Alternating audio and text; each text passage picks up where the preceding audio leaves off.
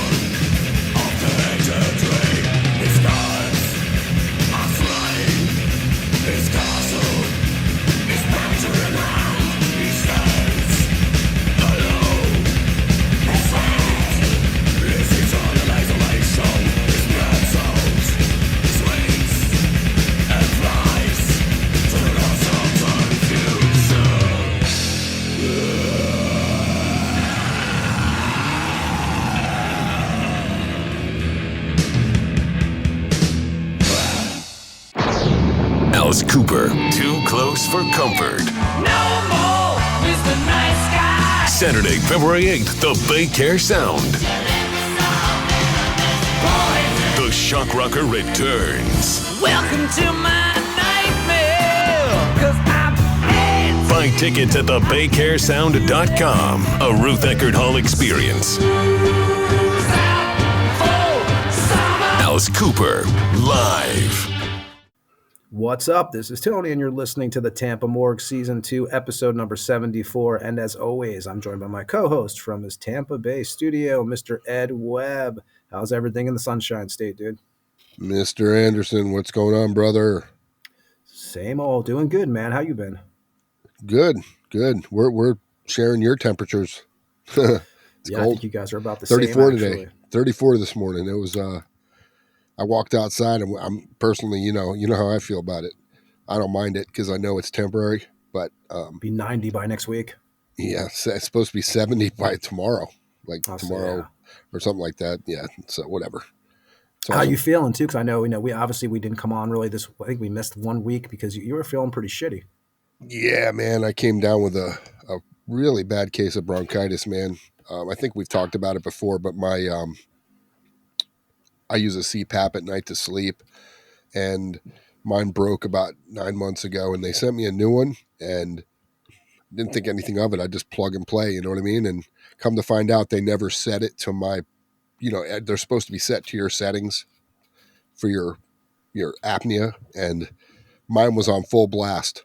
So I had been fucking getting crushed. Like according to the doctor I went to, he said that, that shit could have literally given me pneumonia, like, and fucking, hurt me. So I said it. It's fine. I mean, I'm better now, but yeah, that was 10 days of, well, you heard when I talked to you personally, You were like suffering, the man. cough, dude, the never ending cough where I black out and shit almost. Cause you cough to where I attribute it to like doing whippets when you were a kid, where you come to and you have no idea where you are for a few minutes. I mean, and it's scary. Cause I'm thinking if I were driving, that could be fatal.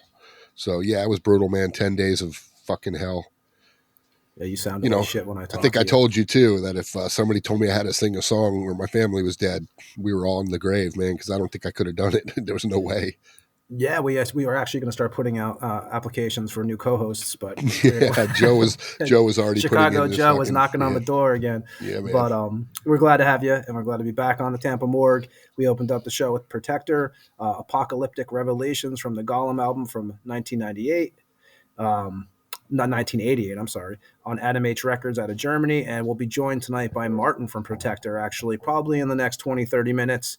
We'll be hanging out with him, and he'll tell us about the whole history of Protector. Started out in Germany, basically relocated eventually to Stockholm, but we'll talk to Martin about all that tonight coming up. So we have that coming up, and as you heard also from the intro, Alice Cooper ticket giveaway is still going on the Instagram page. I know Ed's going to be at the show. Alice Cooper Yeah. never puts on a bad show as far as I'm concerned, and I've seen the dude shitloads of times. So we have tickets on the Instagram for that, and like I said, Ed will be out there with Yep. Ed. If you figured I out will how not you miss take, this one. I will not miss this one. yeah, And we'll be I at want this to one. publicly apologize to Andy and all the people at the Scream Fest, man, because unfortunately, my bout of bronchitis was on the downward spiral, like coming out of it when Scream Fest hit. And I was, I told you that day I was like debating, man. I'm like, can I just go walk around without getting killed? Because it would be, the beginning was walking to the gate just to let my dogs out. I would feel like I just ran a marathon. Yeah, it You looked know what I pretty mean? successful, the Tampa Bay Screams. Actually, I was looking at some of the, obviously we had Count Gordeval on here. He was there, and Jill was on last episode, Yep. actually, from the, from Porky's and stuff.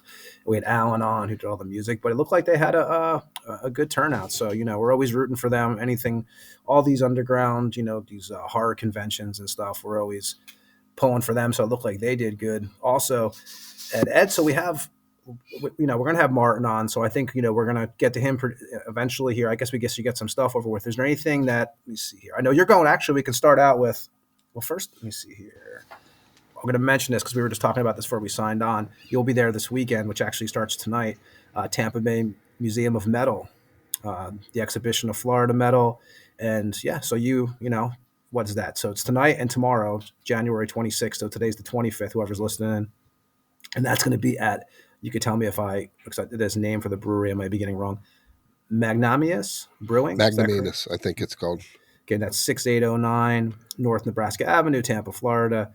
And I think Sunday, Ben Meyer's playing too, right? He's jamming. That's what I heard, an acoustic set, and people are supposed to jump in and, do some guest appearances. But tonight, I think, if I'm not mistaken, is when some of the bigger dudes are coming, to hang out or whatever. Whatever. I don't know what they're going to do. I don't know. That's when I'm going tonight, actually. There's some display stuff up there, and, I saw a couple things Dave showed me, and it's looks like it's going to be pretty killer, as far as, all the stuff that he grabbed from people that are going to be on display. So it's history. It's if you're from Tampa or you know been here or moved here, it's not something I think you're going to enjoy it because it looks pretty unique. Yeah, And everyone's hopefully he keeps it going. Yeah, that's the thing, and I think everyone's excited about it, you know. And I think the only musical performance will be Ben Meyer, and Ben Meyer. I mean, the guy's got so much history. If you go to like Gardy Lou, Nasty Savage, Asheron, even Lowbrow. I mean, you know, he Ben has. I would love to get him on the show because I mean, you can imagine the info that guy has and the stories he has. I mean, I go back, I listen to some of the albums. You look at Nasty Savage, he was on the 85 record. He was on the 87 record. Obviously, he was on, 88, the Penetration Point. I mean, and you've known Ben for how long? You've known him for a pretty damn long time. Yeah, for early Nasty Savage days. When like I met him, I think my first, well, I've talked about it. My first show was Richard Bateman's first show with the band. So that's when I met the guys because Larry Sapp, the original guitar player from Brutality, took me and got body slammed by Ronnie. I'll always mention that because Ronnie's awesome. I even told Ronnie that and he giggled because, obviously now he can't do that because people would sue the shit out of him. Back then, it was pretty cool. And what made it cooler was knowing how to wrestle. So I knew how to, when he slammed me, it kind of, I was able to break fall because I was a wrestler. But and he still takes a beating. You were telling us that show you guys did with him last year, how it's just it's weird, man, because he's not doing it as he still makes it look really good because he was a wrestler. So he knows how to fake that, like the hit to where, I mean, obviously, if he kept dropping old TVs on his head, he'd probably be, CTE by now. Fucking heavy, some of those old TVs. That's the only ones he wants too. He wants people, and people bring them. I don't know where they find these TVs, man. I'll tell you, like when we played Texas, he had the whole stage. Because I went up to announce him at that show per his request, which I thought was weird. But after the show, I went up there to grab some stuff that we had left on stage, and dude, besides the blood, because he puts like a little thing down to catch whatever blood's around him so he don't fuck the stage up. But the glass that's all over that stage that those dudes are walking around, I'm just like, man, that's but he's breaking the TV, so that's not that's not fake. You know what I mean? Yeah, I think when we played the Swarm Fest we just played this year with Nasty Savage was on the third day, right, of the show. I think they did something where if you bought a TV, you got in for free. Like I said, they were looking for a TV for that night. So I don't know if they got one. I know they got one eventually, but I don't know if they got it from a fan. But I believe they were doing like if you bought a TV, you can get in the gig. So, I mean, right. But it's like like I said, we got a lot of stuff to cover, but we have, we also have a guest coming on. So, I mean, a couple of things I wanted to mention, Ed, before we, get Martin on here from Protector. So first of all, John Sykes, 65 years old. Yeah, of course, all the the haters and the people who would have told you that Blue Murder sucked and White Snake were generic. Now they're all like, oh my God, John's gone. Oh, and they're all burning shrines and get out of here. Come on, man. John was awesome. We always, we've always appreciated this guy. And Ed, something that you talked about, I think 2 weeks ago is I read something that he actually may have passed away at the end of 2024, but they just kind of announced it this week. There was something, because I know there was somebody else that happened to. It was, who was it? Remember I had told you that. Yeah, I think you had told me one of the other people we were talking. Yeah, we found out he passed out like earlier, but they didn't want to announce it. So it might have been the same with Sykes. Right. I mean, but I knew he was dealing with a pretty, bad case of cancer. So, and that just sucks, man. Well, the thing with, John Sykes, I mean, he disappeared, I guess, for the last, the last 10 years, you haven't heard anything from him. I didn't even know anything was wrong with him at all, but you look at his history, you go from like you said, Blue Murder to obviously Thin Lizzy. I mean, Thunder and Lightning from 83, that is such a fucking great record, Holy War, Cold Sweat. I mean, you can totally hear Sykes's influence on those records. They were, his guitar playing, the heaviness on those, Tigers of Pang Tang, obviously, and White Snake. You mentioned, Blue Murder was formed after Sykes was kicked out of White Snake in '86. I mean, in Coverdale, they did the whole '87 album, So the whole '87 album was done with a lineup, and then Coverdale fired the whole band. So the people you see in those videos for like Still of the Night, they didn't even play on the record. Adrian Van Berg, I think, played on one tune on the record. He did a solo on one. But, Sykes also played on Slide It In. He also did he played on the US version, though, because there was another version done before that. So Sykes played on that. He had some solo albums out. He also, he at one time, he was actually, I believe, going to be, it was actually, let me see here. I'm trying to think. Blue Murder had, their first lineup was like, it was Tony Franklin, Ray Gillen from Badlands. You remember Badlands? Yep. A great fucking band. The debut album, the '89 record I still love that record. And Ray Gillen from Badlands was actually, at one time going to be the singer of the band. Cozy Powell, who passed away, obviously, the drummer. So that was like the original lineup, I guess, at one time. That was when they first were starting up the idea of the band. And obviously it wound up being different, because if you look at what the first record was, Tony Franklin, John Sykes, Carmen Apiece. And then the second record was Nothing But Trouble. That came out, I forget what year it was, but it was like maybe 3 years later or something. But that was a decent record too, a good record. But yeah, John Sykes, and that came out of nowhere. I didn't expect, like I said, you hadn't heard from the guy in a long time. But it's when he was only 65. It just goes to show we're getting older, and every show we do, there's more and more of this, and it's going to continue. Obviously, Old Flesh Reaper song, right? One Day Closer to Death. Yeah, I mean that's pretty much and I mean I was looking at some other which I try to do on this show. I try to mention people who passed away and stuff like that, musicians. And there was a couple of them I pulled. Ned Kelly, he was the bassist for Nightmare AD out of Cambodia. He passed away in January on the 12th. Wayne Farba, from Christ Inversion, Graveyard Rodeo, Necrophagia, the Slugs, before, they became Crowbar eventually. He passed away January 15th, I believe it was. And it was, let me see here, Rich Copeland, the drummer of Enchanter from Michigan back in the 80s. So, I mean, we always try to give the guys a mention on the show, but I was kind of surprised by the Sykes. So that happened this week. And we would have mentioned it earlier, but we haven't done a show. So Ed, I'm going to mention a few shows coming up here that are just a couple that are going to be going on the next week or two, because we'll be on next week. We actually have, Knox Colby from Enforced coming on, next week. So, we'll take care of that, so we'll have that up. So we'll mention those shows next week. We have a bunch of stuff we're working on behind the scenes, but I know, Sunday, January 25th, you got Swamp Tooth, Ramtha, Withdrawn from Humanities, playing at the Mutiny in Ocala.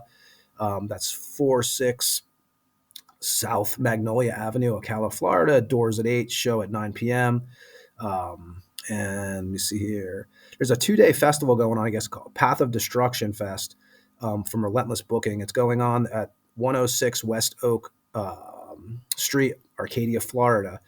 And day one is Saturday the 7th. That's MRSA, Burnt at the Stake, Witch Kill, Piss on Christ, Blood of Angels, Insectical, Hate It, Kindly Shut Up, and a band called Mannequin Kind, I guess. I might be saying that wrong. And that's going to be taking place at the Herd Opera House. Day 2 will be Saturday the 8th. That's going to be Precipice, The Path, Announce the Apocalypse, Tendicia, Marcus the Carcass and the Bloody Nuns, Burn Absolute, Spike Metal, Death FX, and the Arroyo Sisters. So that's a 2-day festival. That's the Path of Destruction Fest, taking place in Arcadia at the Herd Opera House. I'm trying to see what else I have here. There was a few other shows, I think, coming up here. So I'll mention, let me see here. So Friday, January 31st, Fat Harry Productions, Deicide, Venom Inc., Nasty Savage, Narcotic Wasteland, $32 a ticket, 6 p.m. Doors open, and that is at Mount Dora Music Hall, 520 Baker Street, Mount Dora, Florida. Decapitated, February 4th. And they'll be, let me see here, Decapitated, Incantation, Darkest Hour, and Ex Mortis at the Orpheum. That's $30. That's February 4th. And Ed, we've talked about this. I know it's been announced. We had Josh Jones on here before. Barf 10 he's doing, which is going to be March 7th, Friday, March 7th. Oblivion, Siren, Thrash Attack, Midnight Vice, and Chaos. Free beer and pizza while it lasts. You can also bring your own beer. $25 wristbands, which I believe I saw that the wristbands are going to actually start being sold at the event that Ed will be at the next 2 days at the Tampa Bay Museum of Metal. Under 18 must come with an adult. I also saw Ed, two more things.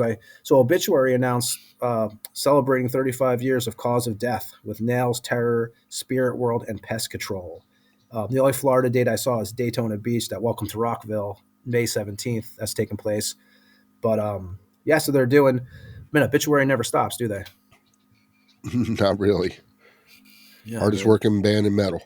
Yeah, they just keep on rolling. I wonder if you're going to see any of those guys out there. I'm sure you will. Yeah, you will, because I think you won't see Terry because he's in.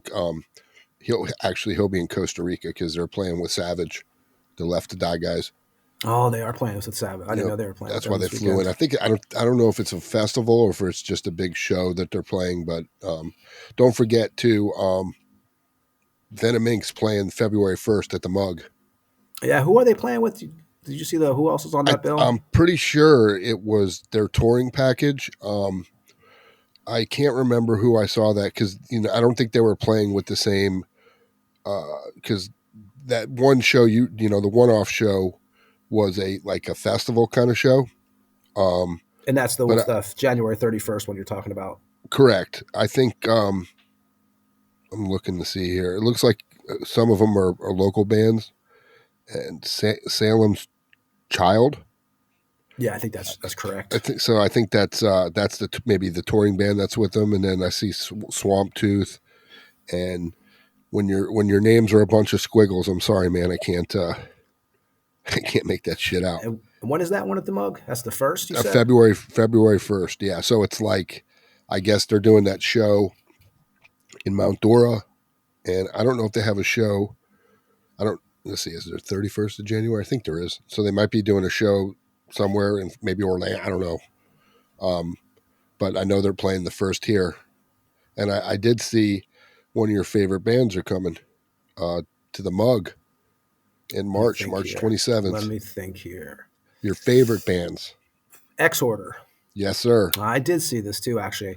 I did see. They're playing, I think, 2 shows in Florida, I want to say. 3 shows in Florida. There you go. Yeah, obviously Slaughter in the Vatican, I always talk about that record, was a killer record. They're also going to play, I saw that they released a handful of dates for, which, I have to admit, I would love to go see this. And I think the tickets in New Orleans sold out immediately. You have Acid Bath dates. They put out a handful of those, and the lineup now, man, you got Dax on Vokes, Sammy on guitar, of course, Mike Sanchez on guitar, and some vocals, Zach Simmons from Goat Whore on drums, Alex from Agents of Oblivion on bass. So, they're going to be playing, April 25th in New Orleans at the Fillmore with I Hate God, April 30th at the Fillmore with X-Order, which I think the New Orleans shows are done. They sold out, like I said, pretty damn fast. They're playing in May in Columbus at a festival. They're playing in May in Daytona at Rockville. And then Ohio, they're playing in July, and September in Kentucky at Louder Than Life. So they're going to be adding more dates, I believe. But I have to admit, I would like to go, especially to see them in New Orleans would be killer, especially when they haven't done a show in so fucking long. And actually, I was wrong. There's actually 4 Florida dates. I just saw this yesterday. They were doing some Florida. I saw the Brass Mug. They're doing Orlando, Jacksonville, Miami, and Tampa. So they're hitting all 4 corners, man. That's killer. Yeah. Do you think Acid Bath's gonna? We'll talk about. Obviously, talk about X-Order with those shows. But do you think Acid Bath will do new music, or is it just pretty much just going to be shows? These days you never know, right? I don't know. It's kind of like that's the question that people are asking about Pantera. Do you write a record? Will people be okay with that without, obviously Putnam was the, one of the big deals for Acid Bath. So I don't know, man, maybe. I guess it depends on how well it goes over. You know what I mean? If it goes over like people think it's going to go, I would, I mean, honestly, if you're doing it for the legacy of the music, it's one thing. If you're doing it for a cash grab, that's another. So it just depends on. I think it's, it I know has to be Sammy's done wanted right. to do this shit forever. I've always heard. And I think with Dax, when the bass player, obviously when their bass player Audie got killed, like by a drunk driver years and years ago, I just think they didn't want to touch it. And I think, Right. I know Sammy, for a couple of years, I've heard that he really wanted to do this. And I think the time just, kind of. Sometimes timing is everything, man. Because they talked about how many times did we hear Pantera was going to do something.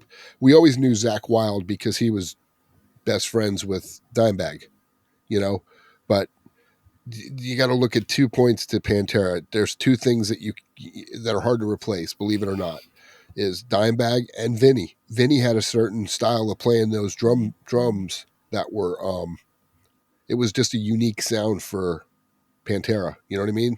It's not your typical drumming, the way he played. And I got to say, man, I've always thought he was, whether you're an Anthrax fan or not, Charlie is playing those drums like almost note for note. Like he really is killing it. Zakk, there's people out there saying that he's not, he's obviously not playing. But then again, I've told people, is he supposed to be a clone or is he out there just playing the songs like Zakk would? Because Zack's not Dimebag. They don't play the same. You know what I mean? You can't get a guitar player to play like somebody. You can get somebody to sound like somebody, but they're just like, I don't think Dimebag could step in and do Zakk Wylde stuff in Ozzy the way Zakk does it. You know what I mean? It's just two different styles, man. And that's coming from somebody who can actually play.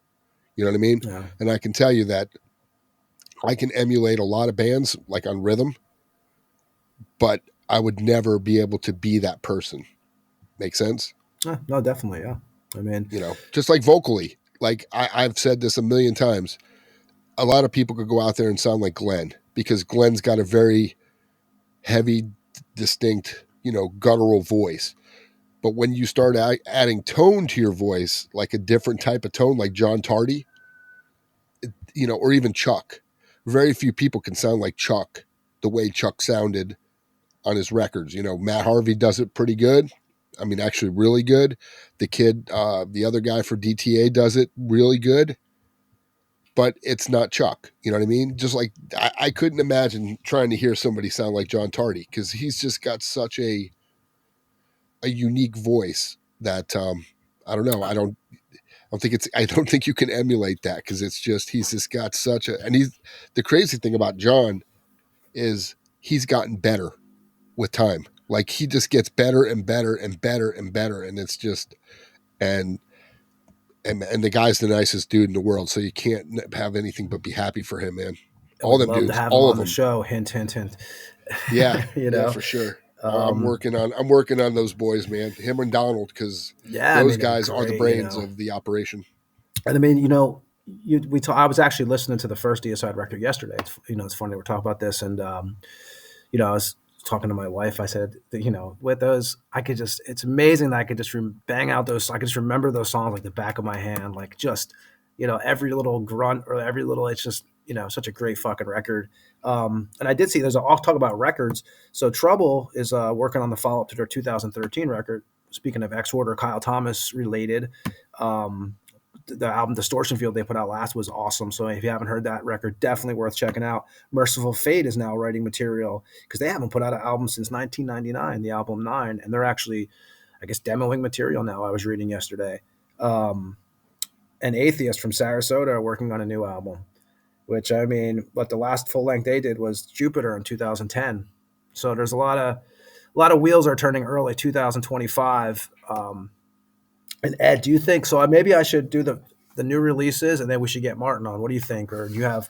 Oh, hey, by the way, I broke my pet rule really fast. The wife broke me, and we adopted a cat. Her name is Medusa.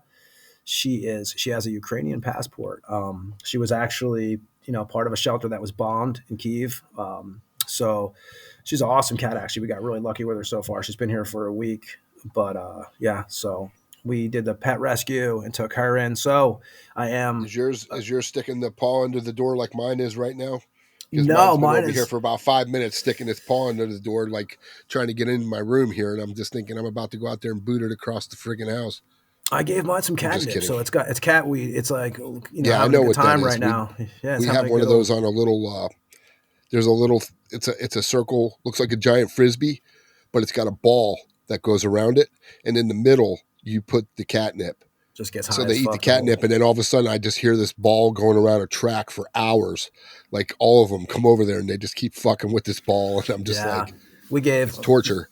Medusa some catnip today, so she's having a good time. So yeah, I had to tell you about that. I said I wouldn't do it, but the wife won. So and I got to say, right when I told her, I was like, make sure you want to do this, because I knew when the cat entered the house, I was going to say yes. Like once they're here, they live here. It's just keeping them out of the front door, but so yeah, so we are a cat owner, so it's all good. But so Ed, what do you think? Do you have anything, or you want me to really do the releases, and then we get Martin on here, and then we'll Yeah, go we'll ahead. come on the end of the show and talk for a few minutes. We'll probably be me and Ed are going to actually be doing another episode very soon this weekend, and actually for next week. So we got a lot of stuff going on. So I'll mention I have like I said, it's been 2 weeks, so people have been sending me some releases and stuff. So I'm just going to start banging them out here. Sunrise out of New Jersey, the sludge doom metal band. They're putting out an EP called Passages on Prosthetic Records out of LA. 5 tracks, first release since 2023's full length, The Unfailing Rope, that came out on Prosthetic Records. They did put out a split with San Francisco's Body Void in 2024. This comes out on January 24th. Pentagram has a new record from Washington. We all know Pentagram. Lightning in a Bottle is the name of the record. Heavy Psych Sound is the name of the label. It's their 10th full length. They haven't. What was I think Pentagram's first record since 2015. Nuclear Remains out of Arizona, death metal band. EP is coming out titled Heinous Acts of Iniquity. And it comes out on the label. Let me see here. New Standard Elite. Nuclear Remains formed in 2021. They put out this. Let me see here. This has 3 tracks on it. And yeah, so it's Nuclear Remains with a new EP coming out. Sacrifice, killer band from Canada. Volume 6 is the name of their new record. Cursed Blessings Records is is out of Canada, is the label. 6th full length. Follow up to 2009's The Ones I Condemn. Let me see here. Let me see here. That comes out January 24th. So Dead Spawn from Phoenix, Arizona, black death metal band. Bile of the Gods is the name of their new record. 2nd full length, follow up to the band's 2020 release, Pestilence Reborn. Dead Spawn formed in 2009. Tormentor Tyrant out of Helsinki, Finland. Excessive Escalation of Cruelty is the name of their new record. Everlasting Spew Records is coming that's out of Italy, that label. Their debut full length. They put out an EP in 2022. They formed in 2020. That's Tormentor Tyrant from Helsinki. Rosary from Poland. It's a doom metal band, 3-piece. The Broken Sacrament is the name of their record label. 9 Records out of Poland. Formed in 2017. And that's 9 tracks on this one. And a handful of releases this week, I'm telling you. Apex Terror, Ukraine black metal band. Starless is the name of that record. Careless Records out of Kakistan is the label. Formed in 2020. Put out an EP named Amber in 2023. This one came out on January 22nd. Putrefact Christ out of Brazil, EP titled War Against World. Again, that label, I'm not even going to try that. 7 tracks. Band was formed in 2024, put out a demo, an EP in 2024 also. Hexen out of Chile, Join the Ritual, Under Siege Records out of France, 9 tracks.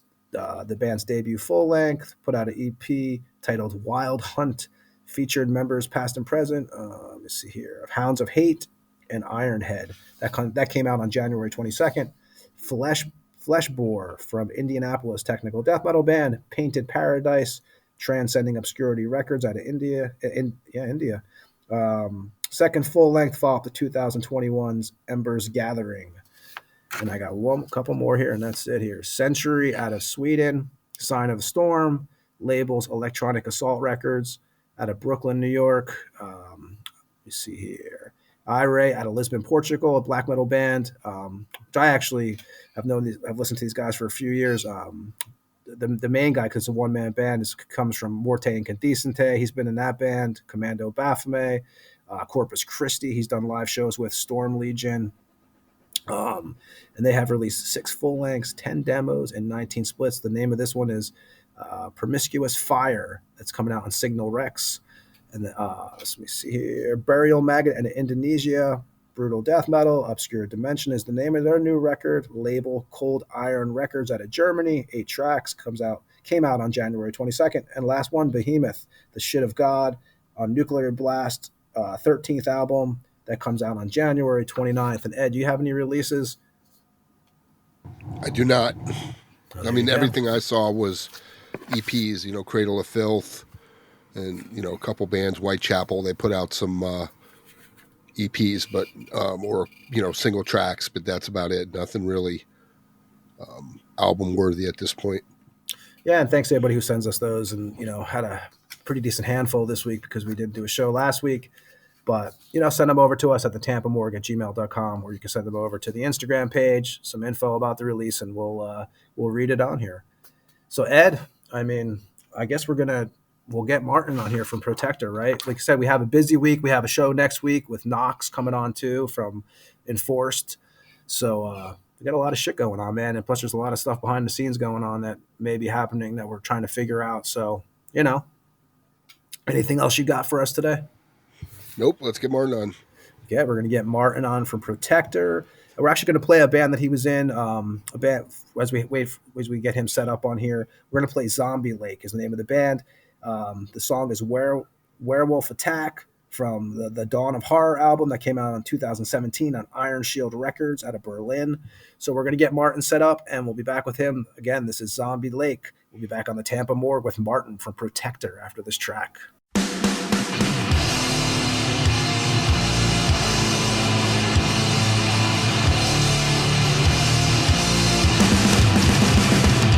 Plastic and wrap from yellow tape. Murder, red light, wake you on the heat. Blood from the night, insane ghostly howl. My blood from down, forever in my brow. Werewolf above. Werewolf attack.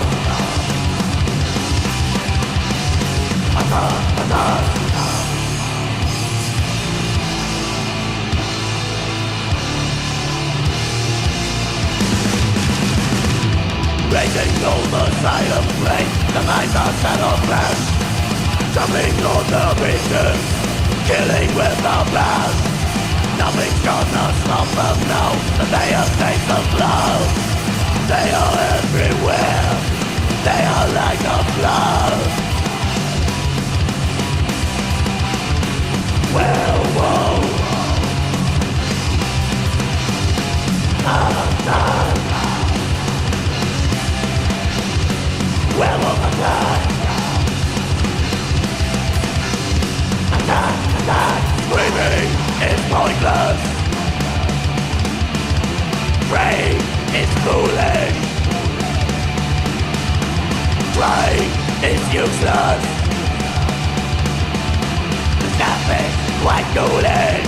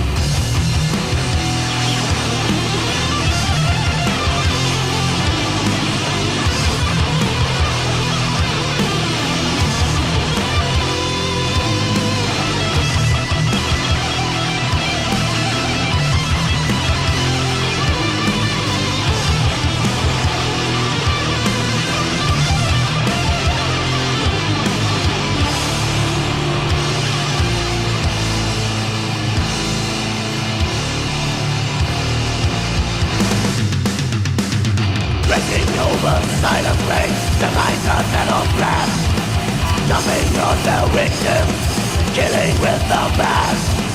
Nothing's gonna stop them now that they have tasted blood. They are everywhere, they are like a flood. Werewolf, attack. Werewolf attack. Attack, attack, screaming, it's pointless. Praying, it's foolish. Praying, it's useless. The damage, quite ghoulish.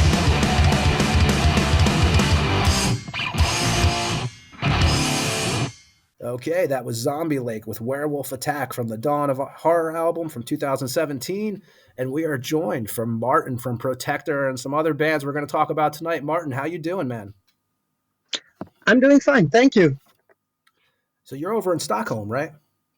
Yes, that's correct. I live here in Stockholm with my family. Yeah. How's the weather over there? Let's say quite boring, gray, no snow, like 10 degrees Celsius. So it's not quite winter, not quite autumn. It's something in between. You know, same here in Lithuania. It's kind of fucked up, right? Because the weather usually here is like, well, we haven't seen much snow even this winter. It's been a lot. We had for like 1 or 2 weeks or something, but it's not the same as it used to be. No. And you're actually born in now. If I pronounce some of this wrong tonight, feel free to correct me. No problem at all. But you're born in Saarbrücken, Germany, but you actually grew up in Wolfsburg. That is correct. I was born in Saarbrücken, and I grew up in Wolfsburg.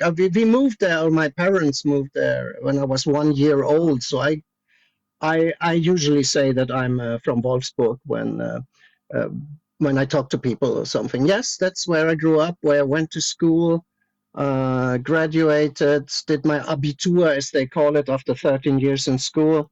Yeah, and then I did my Zivildienst, that's called. If you don't go to the army, you can work in an old people's home or something like that, work with kids or something. And I did that for 20 months. And then, surprise, surprise, I started bank education for 2.5 years and also worked there before I moved to Sweden in 1995. Okay. And were you raised in a musical family? Like, was your family like listen to music around you often and stuff? Yeah. We listened a lot to music. My father could listen to classical music and German Schlager or something, but also rock and roll. He liked rock and roll. I remember he told me his first favorite band was Bill Haley in the 50s. And I remember he had a Chuck Berry record at home, and one of my first records was an Elvis Presley compilation, which I listened to a lot. So rock and roll came in quite early in my life, like in the middle end of the 70s already. And we listened a lot to music, but nobody, except for my sister, actually played music, but we sang a lot in the family. We were singing, so music was always around. Yes. Okay. And do you actually remember the first piece of music that really caught your attention? Like, not even rock. I mean, rock. It's not even metal wise, but the first piece that you actually remember really hearing that got to you. Actually, no, because there was so much music. We had always the radio on. So from the 70s on, you had both the popular music that were in. You had the music that my father played, like the classical music and the rock and roll stuff. So I don't remember that there was this one first song that really brought me to music or something like that. Yeah. But rock-wise, it would be, what is it, Highway to Hell from AC/DC is when you started kind of making that switch Yeah. over? Mhm. I remember I was in late summer 80. We were on the way back from Sweden. We went to my mother is from Sweden, so we went to Sweden every summer. And we were on the way back, and we stayed at some friends of my father's place. And their son, who was like 2-3 years older than me, I was 11 at that time. He said, do you want to hang out in my room? Yeah. And he put on Highway to Hell by AC/DC. And I was immediately mesmerized by the music, especially the first. There I can remember the first song that caught my attention. That was Walk All Over You by AC/DC. It's a great song. And then it was after that, as soon as I got some money from my pocket money, what do you call it in English, pocket money? Pocket change. I bought Highway to Hell, was my first hard rock metal album, yeah. And the first 2 years, I really only listened to AC/DC, which was quite kind of a shame because I missed a lot of other bands, great bands that were releasing music like in between 80, 82. But in 83, I remember it must have been maybe early 83 something. I borrowed 2 LPs from a guy who lived in the same house. We lived on like in a flat. What do you call it? A high duplex, like a yeah, like a duplex. And he lived in this house, and I borrowed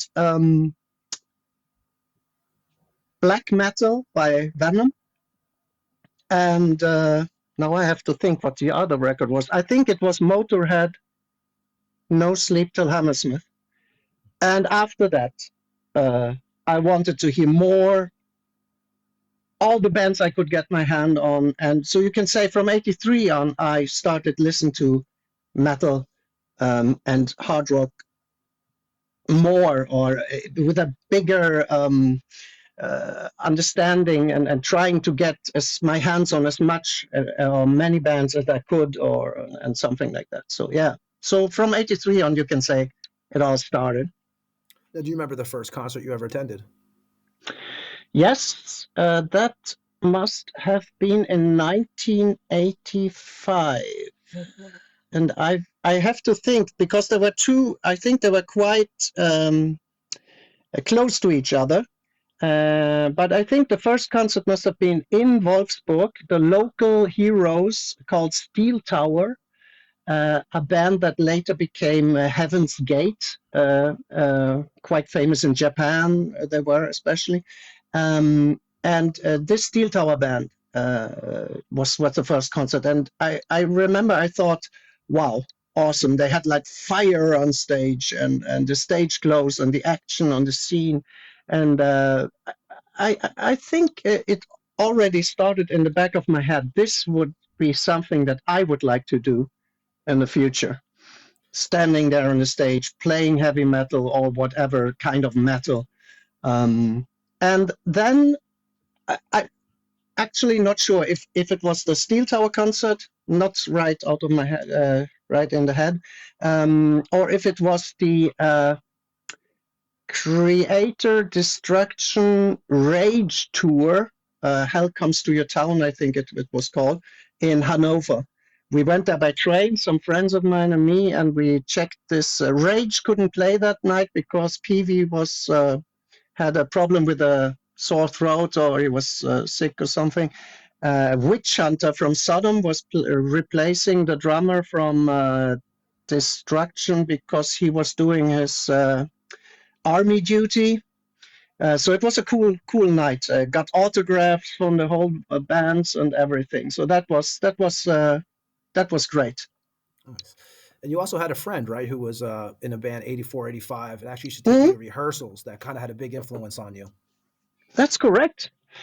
Peter Peter Laske was his name. I got to know him in school. He was in a neighbor class, and he invited me one day to come to check out his band. They were rehearsing in a Gartenlaube, it's called in German. It's like when you live in a city and you don't have the access to nature or something, then you can buy a little house where you can plant stuff and something, and it's usually in a big area where there are a lot of other of these small houses. And in one of these, they rehearsed, and there I got the feeling for rehearsal room for the first time. Nice. I mean, you come in, the smell of like sweat, cigarettes, beer, and everything like that. And that must have been 84, I think. If it wasn't late 83, or 84.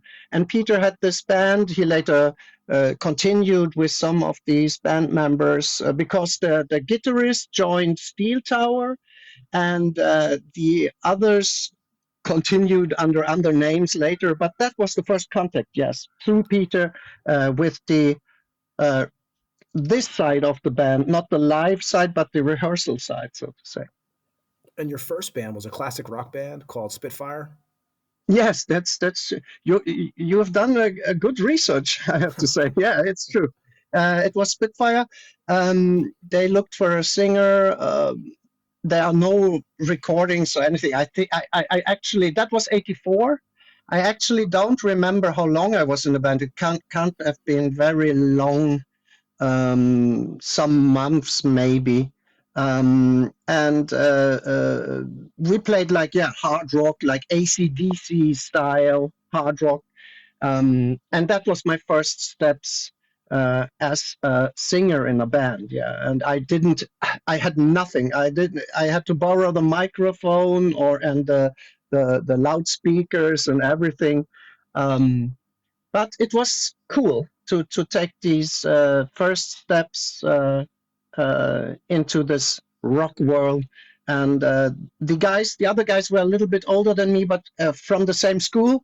So that's where we got in contact. And then we started rehearsing, never played live. And that was that. And you did another band too that I don't believe you did any shows with either, but in 85, you put together a band called Golgotha with Peter, Yeah. I think the one you were mentioning from Heritage Yeah. and Death Attack. And you guys did a 2-song rehearsal tape, right? Yeah, it was really just recorded with a what do you call it, cassette recorder, but it was also very cool. We were inspired. This must have been already 85, because we were inspired by SOD. Like, we tried to play a little bit more hardcore, heavy metal stuff like that, and that was Peter, and Kai Müller, who also played the drums in the band where Peter had taken me to the rehearsal room for the first time. And so we just recorded this rehearsal, never played live either, but it was great fun. And you mentioned the SOD influence. I think you know what the names of the songs were, like Kill the Nuns and Teutonic Tales. It kind of had that vibe, right? Yeah. We just wanted to do something extreme and funny a little bit. So yeah. In 1986, you joined the band Incest. Mhm. Was that the first band you actually played live with? Unfortunately, no. Even here, and we didn't record. I think there are some rehearsal recordings. The drummer once sent me a song like I couldn't even recognize my voice, but it must have been from that time. Also, just a few months we were together, and this was a little bit more. Now we were in at least speed metal country, a little bit trash. They continued later after I had left the band and recorded at least one or I think two demos. And on the first demo, there is a song that I had written the lyrics to.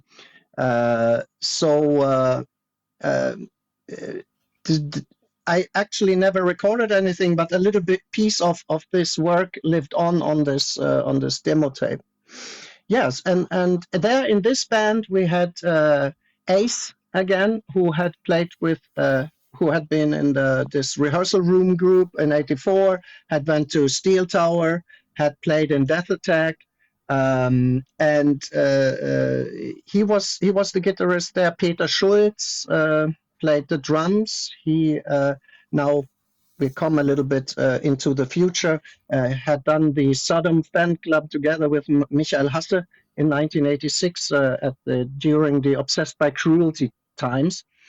And a guy called Thomas Kientopf, he played bass. But unfortunately, we never recorded anything there either. And as long as I was in the band, there were no live shows. I remember we went to a live show with the new singer when they played, but I never played with them live. No. And you said there was no official recordings, and the band itself, I think they did, like you said, 2 demos and a split in '89. But there was never a rehearsal tape that caught the attention of Michael Hasse, who from Death Attack, that basically opened the doors into you becoming part of the Protector world. Okay, once again, back to Michael Hasse, who we were at this club. I was standing. It must have been. It was outside. It must have been like in February 1987. And Ace, the guitarist of Incest, had this crude rehearsal that we had just recorded in the rehearsal room, and played that to Michael in a car outside of this club. And Michael, who was playing drums and singing in Protector at the time, who had been founded in the summer of '86, and they had recorded a 2-track demo in November, I think it was, '86. So they were quite famous at that time. And especially for a guy like me who now wanted to listen to and maybe also play more aggressive music, more thrash or something like that. So I loved the demo. And all of a sudden, Michael, who just had heard the rehearsal, comes up to me while I was standing there outside the club and asked me, "Do you want to join Protector?" And I just, it was like this, is this real? Or is there a hidden camera somewhere or something like that? And Michael asked, "Yeah, do you want to join?" And I said yes right away. Not to interrupt you, Martin, but you also, people don't realize, you actually had written, before you had heard the demo before you joined the band, right? And you actually wrote an article in the school newspaper about Protector. Yeah, that's correct. I was working at the school newspaper and had written about Peter's band in one article, and then about Protector in one article, and interviewed the guys. So I had met them before, this was must have been just like 1, 2, or 3 months before this happened. So and I remember Peter and me had been at home at Michael's, and it must have been at that occasion, I think, that I got the demo from him with his signature on it, which I still have and value very much. So I knew him a little bit through this. But it came as a total surprise that he asked me to, because I thought I didn't do a very good job at Incest, because they always told me, "We want you to sing like, this is like speed thrash, we want you to sing like Paul Baloff." And I sounded like anything else but Paul Baloff, so to say. So I screamed my lungs out because we were rehearsing in the rehearsal room of Steel Tower, and the guitars, everything was so loud, and my voice was so untrained or not yet very good. So I had to scream more than sing, because to make myself heard. And that probably caught the attention of Michael. And and then he said, "Come." And just 1 or 2 weeks later, it was in March, I think, 87, I went to their rehearsal room, which was also outside of the city in a little village, a garden house, if you can call it like that, which we had talked about before, like where people can spend their weekends if they want to come out from the city and stuff like that. And it was his parents, Michael's parents, and there they had their rehearsal room. And as far as I can remember it, they said right away, there was no discussion or anything. Yeah, we want you in the band. So and that was that. Then I was in the band together with Michael, Hansi Müller on guitar, and Ede Belichmeier on bass. And when like you had mentioned too, when you first joined, like they had formed in the middle of '86, right? So they did the Protector of Death demo, which you were talking about earlier, where Michael actually did the vocals and drums on it, and then Hansi on guitar. And they had a different bass player at that time too, right? Michael Schnabel. Yes, in the beginning, Michael Schnabel was the bass player, but he was replaced by Ede in the end of '86, beginning of '87. So he was also quite new in the band, and they had never played live. And I guess that Michael, because he was playing drums and singing, wanted to have someone to sing, so he could focus totally on the drums for the first gigs and stuff like that. Yeah.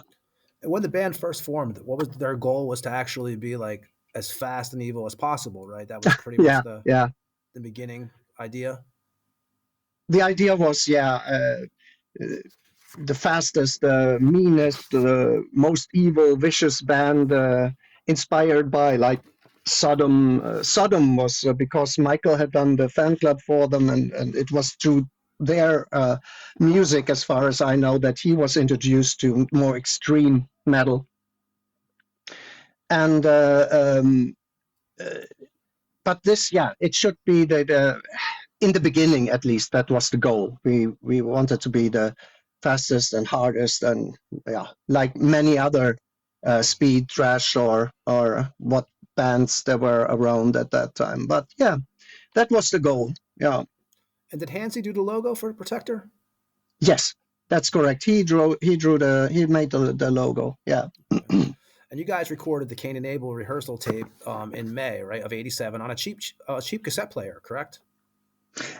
Actually, we had borrowed from the studio where Michael and Hansi had recorded the Protector of Death demo.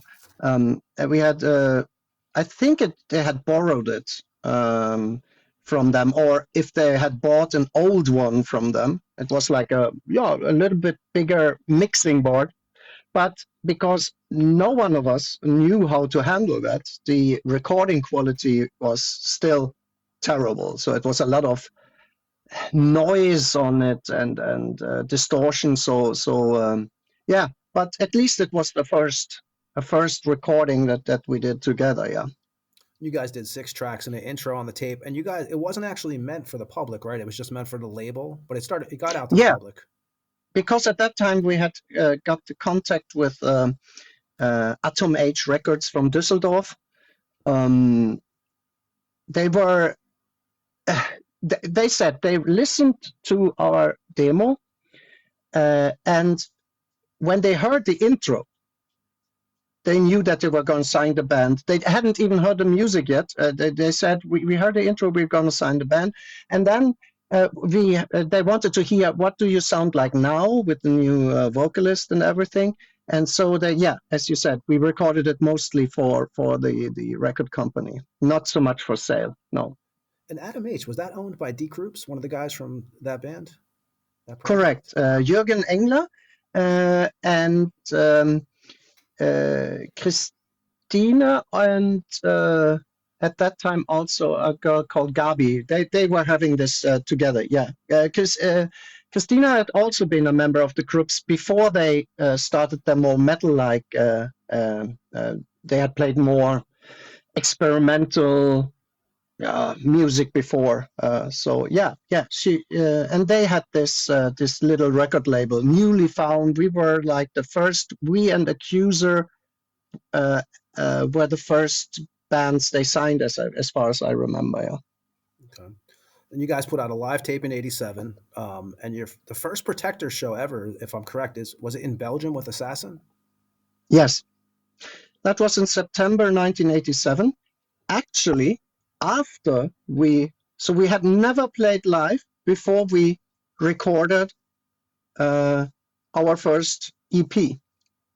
So this was after we had recorded it. I think it was around the time when it was released. I think the record came a little bit later, but still a lot of people knew us because there were, if I remember it correctly, at least 100, 150, many, of course, because of Assassin, who already were known at that time, at this little youth club in Eupen, Malmedy. Everybody spoke German. That had been a German area before World War I, if I remember it correctly. It was awesome. First time on stage with Protector. Great. Yeah, I remember. It was great. And your first show in Germany, you mentioned about 100, 150 people at that show. But in Germany, you guys played for, 500 and 600 people. You guys played a show in '87 with Sodom, which obviously, has relation to the fan club that was being run. But what do you remember about that gig? We were lucky that Michael did the fan club, because in that way he had connections to Tom and could persuade him to come and play with the band in Braunschweig. It was the first time Sodom played like in the northern parts, and that was also probably the reason why there were so many showing up. Like, as you said, 500, 550, I don't know. It was packed in this venue, and it was great. It was the fans went crazy. In the end of the Sodom show, there were more people, or it felt like there were more people on stage than in the audience. Like, everybody wants up. Many were jumping in back again, but some stayed up. I was, a little bit chaotic, but it was great fun, because we also had to organize it ourselves, like everything. We had booked the venue, we had made posters, entrance cards, tickets, and organized a hotel for Sodom and stuff like that. So it was interesting to get to know this part of. Although Michael did most of it, and Axel, who was our close friend at the time, it was interesting to see that part of the rock business, if you want, so to organize a concert as well. And '87, Protector enters White Line Studios to do the Misanthropy EP. So that was your first time. That was actually you and the bass player's first time in the studio, right? And one of the challenges was actually the vocal sound to you was a kind of a shock. Yeah. Because in the rehearsal room, everything was so loud that you really couldn't hear the nuance, how the voice sounded, what it sounded like. I thought it sounded evil. When we recorded with a cassette recorder, everything was like distorted and stuff like that. The voice sounded real bad ass. And then we came into this clear sound of the studio, and I tried to scream as I used to at this, and they played it. It sounded horrible. I remember there was this window from my booth where I recorded out to the studio, and Michael was standing there at the mixing board and had a face expression of horror and shock. And I was like, "Oh, I'm out of the band now." I thought you did the vocals on the first demo, right? So you probably yeah. So I thought he would come in, kick me out of the booth, and record it himself. But fortunately, the guys who were recording, they were very kind. So they said, "Okay, we turn off everything now. We play a song on loop, and you just scream and scream and scream, and we see what happens." So after like half an hour, the voice was so broke. So yeah, it worked out better, and that was the result you heard on the record then. And then I knew how to sing in the future for Protector. Yeah. And you're a big fan. We're actually going to play one of the songs from that. We're going to play Holy Inquisition in a minute. But you're actually a big fan of that sound, that raw sound of that EP to this day, correct? Yes. Of my of the recordings I did with Protector back then, back in the 80s, this is my favorite, mainly because of the sound. It's raw, aggressive, and of course a little bit because it was the first thing I ever did, so to say. All the other records I like as well, but this is a little bit special for me. Yeah. Nice. But you are never a fan on the early album covers, right? Though for those albums, for the EPs and stuff, the artwork itself. I don't know. Maybe I had too high expectations every time. I did the layout for the first cover, and when it came back from the artist, I thought, man, I could have done this myself. It looks almost as my black and white drawing, just with a little bit color on it. And then Golem, yeah, I had like more the idea of this old town, dark alley where some shadow comes out of the darkness with glowing eyes. And then, yeah, so I don't know. I was always a little bit, yeah, I have to say, a little bit disappointed, but it worked out in the end. So, yeah. We're actually going to play a track from that. We're going to play Holy Inquisition now from the Misanthropy EP that came out in 1987. And we're going to be right back on with Martin on the Tampa Morgue after this track. This is Holy Inquisition from the Misanthropy EP.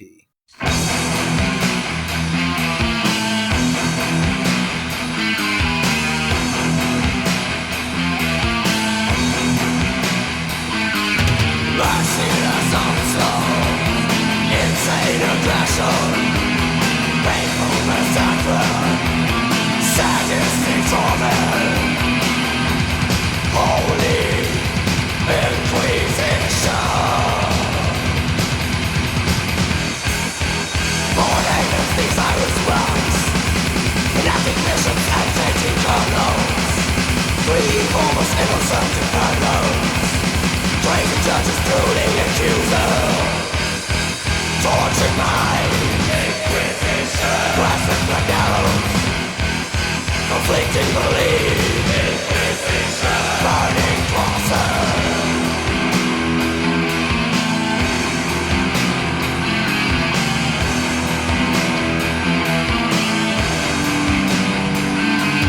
Merciless onslaught, insane aggression, painful massacre, sadistic torment, Holy Inquisition. Once the creatures laughing from their tails, smiting at the spray believers, dying witches crying sinners, desperate hope of police bone.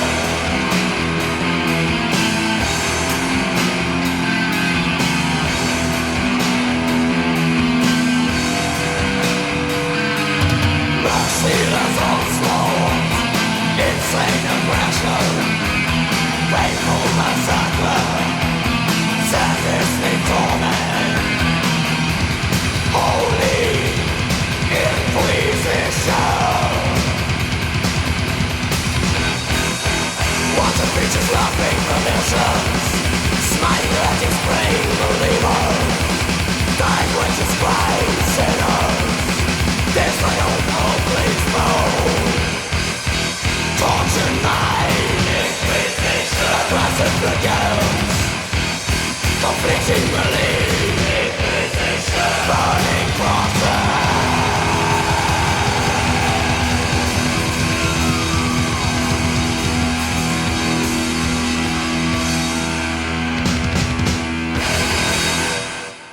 And that was Protector with Holy Inquisition from '87. And '87, the German scene is just like what I mean. Martin, as a kid, like you guys have Destruction, Holy Moses, Living Death. I mean, and the list just goes on, right? Iron Angel. You could just, I mean, what do you remember about the vibe back then? The great thing with these times were that everything was new.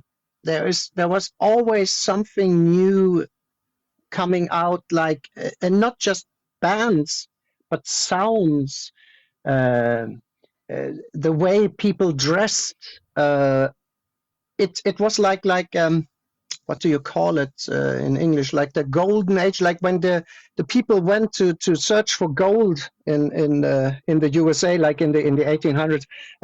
It was like that. It was like a Goldgräberstimmung, as we say. It was so much. You even if you would have had a full-time job, you couldn't have bought all the records that came out of then. And Exodus, for example, Bounded by Blood, still one of my favorite albums today. Possessed, Later on Death, Morbid Angel, Slayer, of course, Celtic Frost, a band which I admire a lot still today. It was like coming and coming and coming, and almost everybody had an own sound. Suddenly there were new classifications for the music, like this was thrash, this was speed, this was crossover, this was hardcore, this death, black.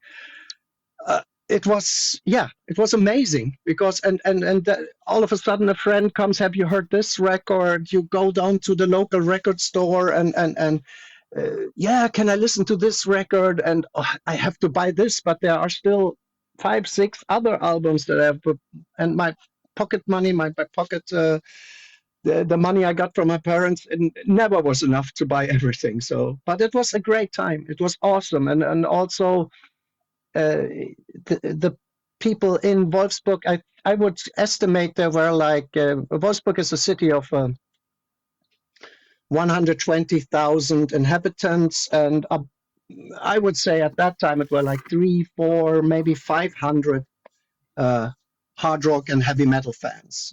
So everybody kind of knew everyone. People went to concerts, often outside of Wolfsburg, because in Wolfsburg at that time still only 10 kilometers from the East German border, there was not much happening. So we had to go to Hanover, to Hamburg, to the Ruhr area to check out, if you wanted to say, like Slayer. I remember I saw on the Rain and Blood tour in Osnabrück, which is like a couple of 100 kilometers from Wolfsburg. And we went there, almost the whole band. I think Hansi couldn't come, but we others were there. And it was awesome. It was an awesome time. Everything was like new. Yeah. Mm-hmm. And in Wolfsburg, you guys, for the bands, the local bands, so you guys are playing like mostly youth centers, right? And like small music clubs? Yeah. Yeah. We had, there was this, what do you call it? Like a city hall? Hall where big bands could play, but it was very seldom that I remember. It was before I listened to heavy metal. There were Ozzy Osbourne, still with Randy Rhoads, played in Wolfsburg, and that was one of the very, very rare occasions in this big hall. Usually it was youth centers, underground, very underground, where the people played at that time. Yeah. And there were like 3 or 4 of these youth centers where this happened. So, and there you always met people, like-minded people, and talked about metal and everything. It was a great time. And you mentioned obviously Celtic Frost and stuff earlier. So some of your big influences were what? Tom Warrior, Jeff from Possessed, or Chuck from Death and stuff like that. Were you like that? Was that some of the influences for you vocally? Yes, absolutely. Tom Warrior from Celtic Frost, definitely. When I heard the Morbid Tales EP first time, I was impressed by this raw gurgling sound and of his voice, and of course Jeff Becerra, fantastic, brutal music, and then the voice fits like a glove to this. Seven Churches, yeah, man. Yes, those two I would say were my big inspiration. A little bit also maybe Tom from Sodom, the early recordings, but yeah, I would say that was my most the inspiration. Yeah. Now, were you tape trading back then at all?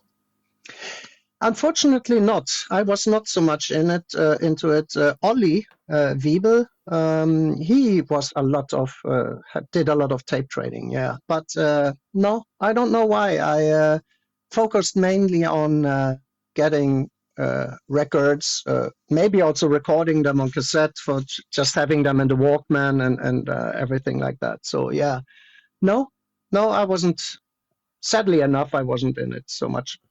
Okay, so you guys, 87, you guys put out a live tape at a show in December 87, 8 tracks, and in 88, you guys put out another live tape that was actually, I think, recorded in Wolfsburg, and that was March of 88. You guys did like a melody on that with like Cro-Mags and Death and Sodom and stuff. And and that brings us to the band's first full length in 1988, titled Golem. We opened the show with the track actually tonight, Apocalyptic Revelations. So for this one, like, what was this? You used a different studio than the first one you used, right? Than the White Line studio. Yes. This one was done at a different one. White Lines, was like in Braunschweig, which is just 20 kilometers from Wolfsburg. So we could go home every evening when we had recorded. Now we went to a studio at that time, Bochum, which is in the Ruhr area. 400 kilometers, I would say. That's so there was the studio in the basement, and on the first floor there was the where we could live, like on mattresses and stuff, and there was also a kitchen so we could eat and stuff like that. So that was I have to check. I think it was called the Phoenix Studio, if I remember it correctly. Yeah, it belonged to the guys who had the Arg Records record company that had bands like Living Death and Holy Moses, I think, as well. So yeah, and so this was also very interesting because it was a bigger studio. It felt, because we were so far from home, it felt like more adventurous, everything. So yeah, that was new and exciting as well. And during that time, is Hansi's writing the riffs, right? Or Hansi's writing the riffs, and you're doing the lyrics at this time. And there's a song on there which I think is pretty interesting. German Phobe, I believe it's called. And I was looking at the lyrics to it and stuff. But this is something you wrote, which is like basically like a stereotype that happens to a lot of the German culture, right, from the past. Yeah, it was this. Especially back then. Now I don't know if it still is that big, but this was 40 years after the war. Germans were still, if you said you came to another country and you said you were German, oh yeah, oh Hitler and that stuff, and it got a little bit on my nerves to all the time explain that Germany is a democratic country now and stuff like that, and this is a thing of the past. So yeah, that was the inspiration for writing this lyrics, Germanophobe. Yeah. And that when you're in the studio this time, now your voice, do you feel like, because you guys were like had a lot of rehearsals prior and stuff, did you feel like your voice was really like ready to go for this record on Golem? Yes, absolutely. There was no problem this time.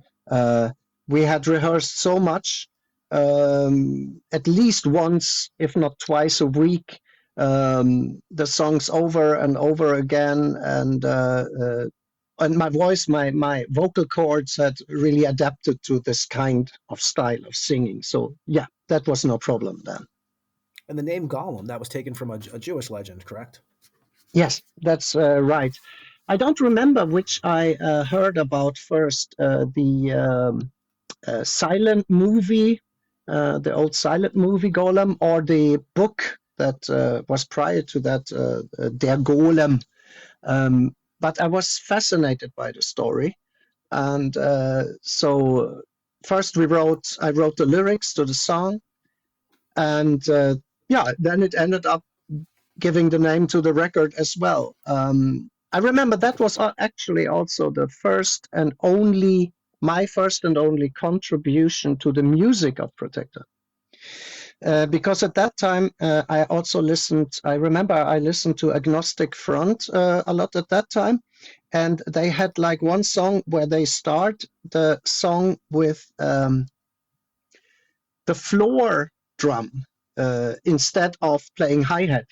He played the floor drum instead of the hi-hat. And I said to Michael, can't you try to take that in instead of playing the hi-hat? So this dun dun duck duck duck duck dun. That was my only contribution to the music of Protector back then. Yeah. So I remember this, especially in that song. Yeah. And is this about the time you guys start realizing that you guys are starting to like catch attention in the underground? You guys are receiving mail, like global mail, correct? Yeah.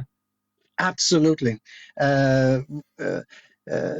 Michael, I think all the letters at that time, because there was no internet, came to Michael. And there were quite a few from Germany, but also a lot from Eastern Europe, especially Poland. And if I remember it right, Michael sent some tapes for free because, I mean, they couldn't pay in German marks or stuff like that. So he sent some of them for free. And I think that paid off later for Protector in Eastern Europe, because I think that was the way they did it in East Germany, where I had a heavy metal friend, a pen friend. If somebody got the demo or the LP or something, he recorded it for his friends, and they recorded it, so it spread. And I think that was very helpful because still today, if I have to pinpoint, of course, we have fans all over the world, but Germany, Poland, and the Czech Republic, I would say this area is still where we can play in small venues and it can be packed. Meanwhile, we can play like in other countries and there come maybe 50 people or something like that. So it's a big interest in Eastern Europe, yeah, or former Eastern Europe. Yeah. Well, and then with that, talk about that record Gollum. You also had Tom Angel Ripper on Sing on Space Cake, but that was like, again, you guys had that tie. That all goes back to Michael and the fan club, right? The Sodom fan club. Absolutely, and I remember because he didn't live so far away. We were in the Rue area where we recorded. He didn't live so far away, so we went there and got him to the studio. I tried to explain to him how he should sing. In the beginning, he thought he should sing more like very fast, everything. No, wait. So we had a little conversation, and then in the end, it worked out fine. It was awesome that he did that for us. Yeah. So in '89, you leave and like I said, we don't have to touch too much on it, but I know '89 you leave the band, right, for a short period of time. Are you guys partying hard? Like is everyone in the band kind of, I mean, what at that age it's very normal, especially back then. And was this something that was going on daily with the band? Was everybody in the band partying? Daily, I wouldn't say, because I still went to school. The others worked at the VW plant in Wolfsburg. So in the weeks there was not so much party going on, but in the weekends, yeah, I remember we met, drank a lot of beers, and which I have to say, for me personally, unfortunately, also did can you call them, lighter drugs like hashish and stuff like that. Yeah. And do you feel like, I was reading once, I think you had stated that you felt like if maybe you didn't get involved with the hashish or any of that stuff, you probably wouldn't have even left the band maybe to begin with. Because when you left the band, No, it was like you were having I think I anxiety would have. problems. Yeah, absolutely. One night when Michael, because I was at his home very often, we listened to music, we watched movies and stuff like that. He was my best friend at that time as well. And one night we drank, and then we smoked this pipe stuff there, and I freaked out. It was the worst night of my life. I thought I was going to die. I thought I was going crazy because I can't even describe it. It was horrible. And it took weeks to slowly come down from this. And I told Michael, I can't play live. I can't do anything. I have to focus on myself. And fortunately, Olli Wiebel, which I talked about earlier, who did this tape trading stuff, and we also know he was a friend of the band. And he was also in a band with Peter Laske. Everybody knew everybody in the Heritage, it was called, Peter and Olli. And so he jumped in, and this was in March. This happened in February, and in March there was this tour with Wehrmacht in Germany and Holland and Belgium, I think. So he jumped in and did this and sent some shows. Also, the one I am really jealous about was the one where they got the chance to play in Poland, in Katowice, at a big festival, indoor festival, 10,000 people. Protector played, and here comes this what I talked about earlier, that 2 years before, Michael had sent the demo out to Poland. People had probably recorded it. So all of a sudden, Protector was like, I wasn't there, unfortunately, but what the guys told me afterwards, they were like almost crying on stage because the people were so devoted and screamed like Protector, Protector. And when the set was ended, the people started continue, Protector, Protector, Protector. And okay, the organizer said, okay, we have other bands waiting, but okay, play one encore. And Protector played one encore, and they left the stage, and Protector, Protector, Protector, the fans. And Hansi said he couldn't believe it, and the organizer didn't want to get them on stage, let them on stage again. But the people were so frantically calling for the band again that in the end he had to give in, and they had the possibility to get out a second time for an encore, and that must have been, man. It was sad that I didn't experience this, but I'm happy for the guys that they did, because this must have been really awesome. Yeah. Well, you did return though. You returned to the band like before the same year, right? Because you guys enter Phoenix Studios, and you guys work on the record the Mad. Now, so this record, was this influenced by, you were reading a bunch of magazines in the studio from the previous album, from the Gollum album, when you guys were staying above from the studio? Heavy That's metal correct. Magazines? Yeah, that's correct. In this little apartment where we were staying, there were also a lot of magazines and comic books. And there was this heavy metal magazine. And I was fascinated because I like science fiction, I like fantasy and stuff like that. So I read that, and in one of these, there was this comic called the Mad.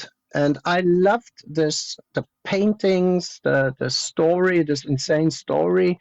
So I decided, I think I decided I want to write some lyrics about this song. And so I did then, and in the end, it became the title of the album as well. So yeah, it was because we had found some comic books there during the recording of Golem that the next record got its name, so to say. So, and with the Mad, that had a different sound to than the previous record, right? It was more of a, I don't know, a moody kind of like, it was a little darker of a sound, I thought. Yeah. Actually, we in the band were, as far as I can remember, not involved at all in the process of giving the recordings a sound. Everything was done by the engineer, and also Ralf Hubert, I think, was involved. The guy who owned Arc Records, who also played in Mekong Delta at that time, and they, all of a sudden, here is the final product, and so we never actually had so much to say about, and all of a sudden we got this recording, and it sounded different in a way. I don't know if I like the sound of Golem or the Mad more. It's just that it's different. It's good in their own ways, so to say. Yeah, but it got another sound, totally other sound than on the Golem album. Yeah. And produced, that was by Jorg. Did you produce that? Jorg Sturgert, who I think did Brandon. Yeah. Living Death and okay. Yeah. And the art was done by Arndt Muller. Is that correct? Actually, also there, the record company, we almost at the Misanthropy, I had the possibility to send in like a drawing, layout, what I thought the cover would look like. For Golem and On the Mad, the record company did everything by themselves. They contacted a painter, said, this is the name of the album. Maybe, I don't know if they listened to the music to get some inspiration. And then here's the final result. This is your new album cover. We had almost no say in that. So, so I actually don't know. I can't remember that I ever met some of the people that had painted the album covers. How did you guys like working with Adam H as a label? I personally, I liked it a lot. It was small. It was familiar. Like you felt like in a family. You didn't feel like they were like the big boss, and you were the puppets, so to say. But I remember that we talked a lot about why don't they do more promotion, more advertisements and stuff like that. But now in hindsight, I can understand that it wasn't a big label. Advertisements, promotion costs a lot of money, and they tried. They had ads out in magazines and stuff like that. But I remember we talked about it, that they maybe could do more, but that was all. As personal, and I remember that we had a good connection with them, in person. We're going to play Decadence now from the the Mad record, from Protector. We're going to play that. We're going to be right back with Martin after this track. This is Protector with Decadence off of the the Mad record that came out in 1989 on Adam H Records. We'll be right back after this track on the Tampa Morgue.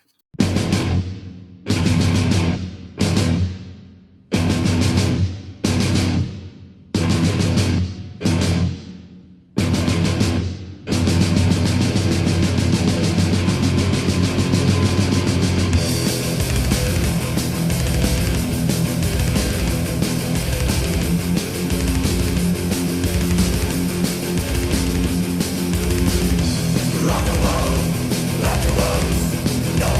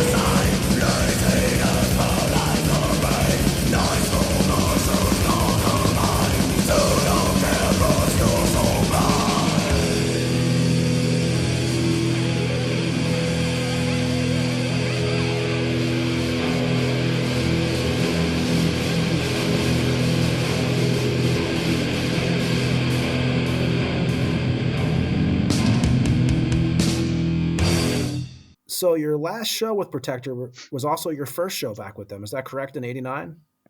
Yes. We recorded, and then the I'm the Mad album, and then the autumn came, and we had one gig in Düsseldorf with Rage. I remember Rage was one of the bands that was playing that night also.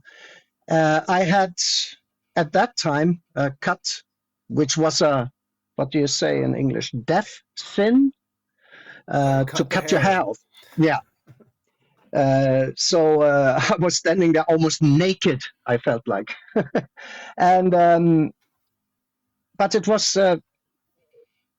I don't know. At that time, I still felt, I still fought with this problems I had, psychological problems from the smoking of the hashish. And so it was still, I couldn't really enjoy it. But and I didn't know that it would be my last gig with Protector. We didn't talk and say, no, this is going to be your last show.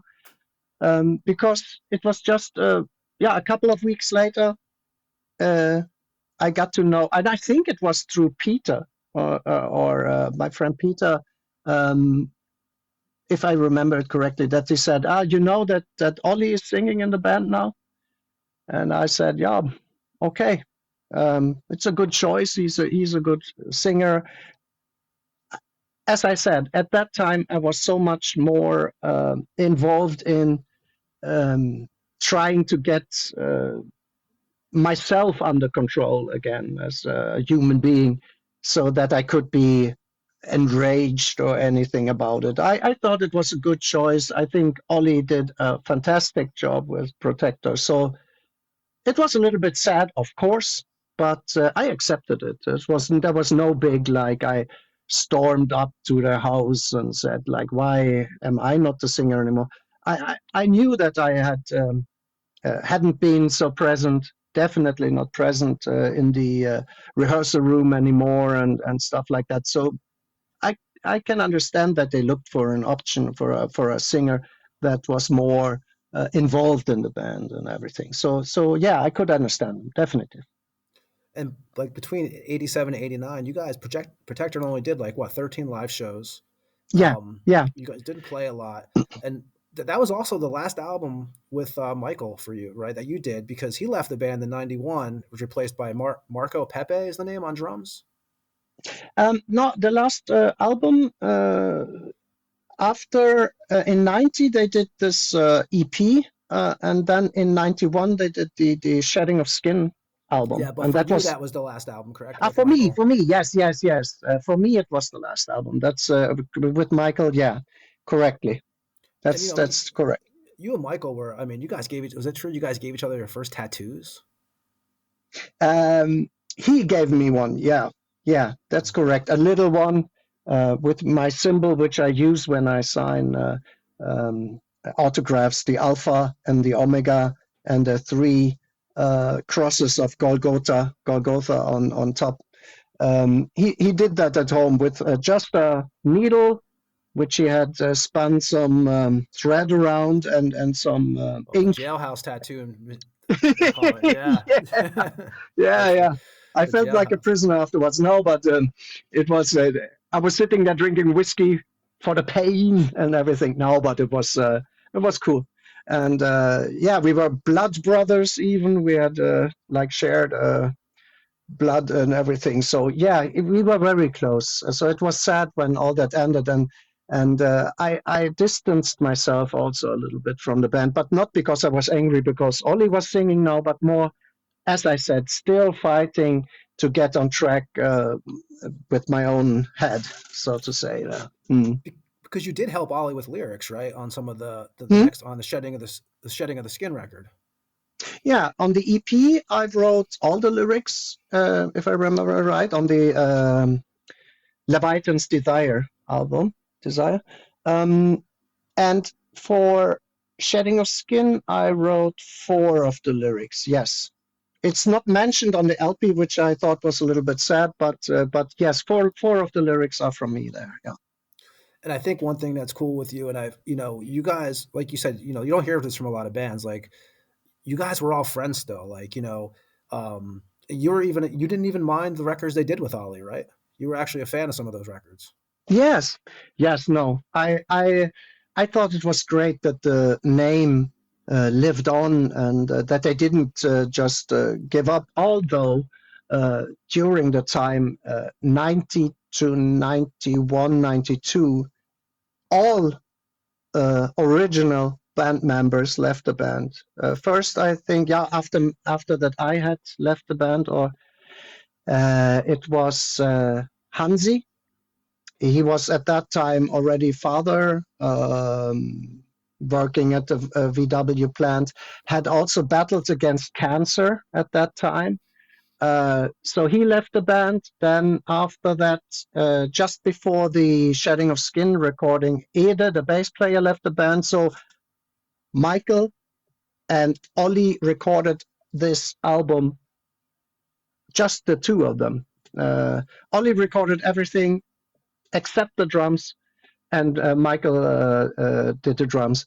And then afterwards they found Matze Grün, who played bass, and when Michael left the band, Marco Pape came in. And at that time, then in 93, there was no one left from the beginning.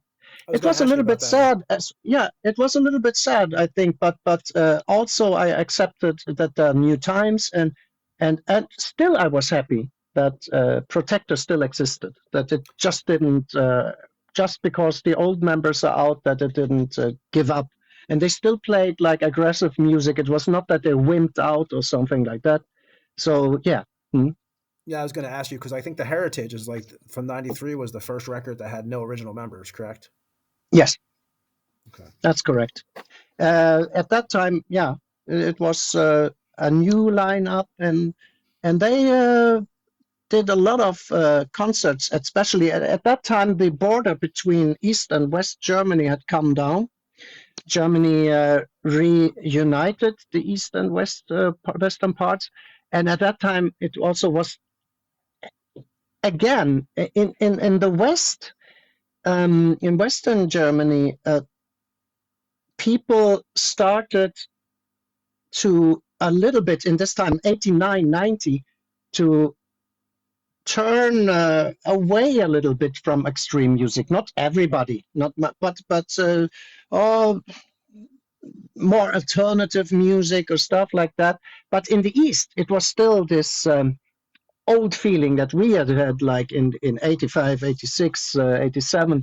And so they played a lot of gigs there, as far as I remember. They went to clubs all around the former Eastern Germany, DDR, yeah. And after you leave, so when you leave Protector, you had a cover band, right? With you and Ida, the bass player? Yeah. You guys had what was the name of that band, if you don't mind me asking? This was Energiant. Energiant was the name. And we played covers. It was Ida on bass. It had Archie on guitar. He was also a former member of Steel Tower. And the drummer was a famous punk, from a famous punk band, Halle 54 in Wolfsburg. So it was like a little all-star band of Wolfsburg, so to say. It was fun. And we played like, it could be everything from Kiss, Accept, but also Exodus. Exodus probably was one of the more harder songs. We played AC/DC and stuff like that. So it was really, really fun playing with them for like two years, I think we did this, yeah. And there was also another band in 93. What was RAU, was it? Yes, Raumschiff Affenstadt U-Bahn. It's like it's taken from Planet of the Apes. There is this in Germany. The movies are all translated. So in English, when one of these guys who comes back to Earth meets his fellow astronaut on Earth. They still don't know it's Earth yet, but no, spoiler alert. And he asks him, "How did you end up here?" "Oh, well, probably like you. Spaceship, Ape Town, subway station, and that's Raumschiff Affenstadt U-Bahn. He says in German. So we took it from this line, this monologue from Planet of the Apes, the original, this old with Charlton Heston. And yeah, we did like this was again. As with Peter, we could always do anything. Like with Golgotha, we did hardcore metal stuff like that. And now we played some kind of raw rock and roll, hard rock touch of metal in it. And a bass player, Michael Schnabel, who had been the first bass player of Protector. Demo, right? Yeah. And so as I said, in Wolfsburg, everybody knew everybody in the hard rock scene, especially if they were musicians, and everybody had played with everybody and so on. So it was fun. We recorded a 4-track. I think it was a 4-track demo then in Wolfsburg there. Yeah. Mm-hmm. In '94, obviously, Michael passed away. Michael Hasse, who you were obviously very close with. Do you remember when you actually found out? Yes, I remember it very exactly. It was I was working as I told earlier, in a bank at the time as a bank clerk and all of a sudden Archie, the guitarist of Energiant, came in to the bank and he said, "Can we sit down for a moment? I have to tell you something." And I said, "Yes, of course." And so we went a little bit to the side and sat down, and he told me that Michael was dead. And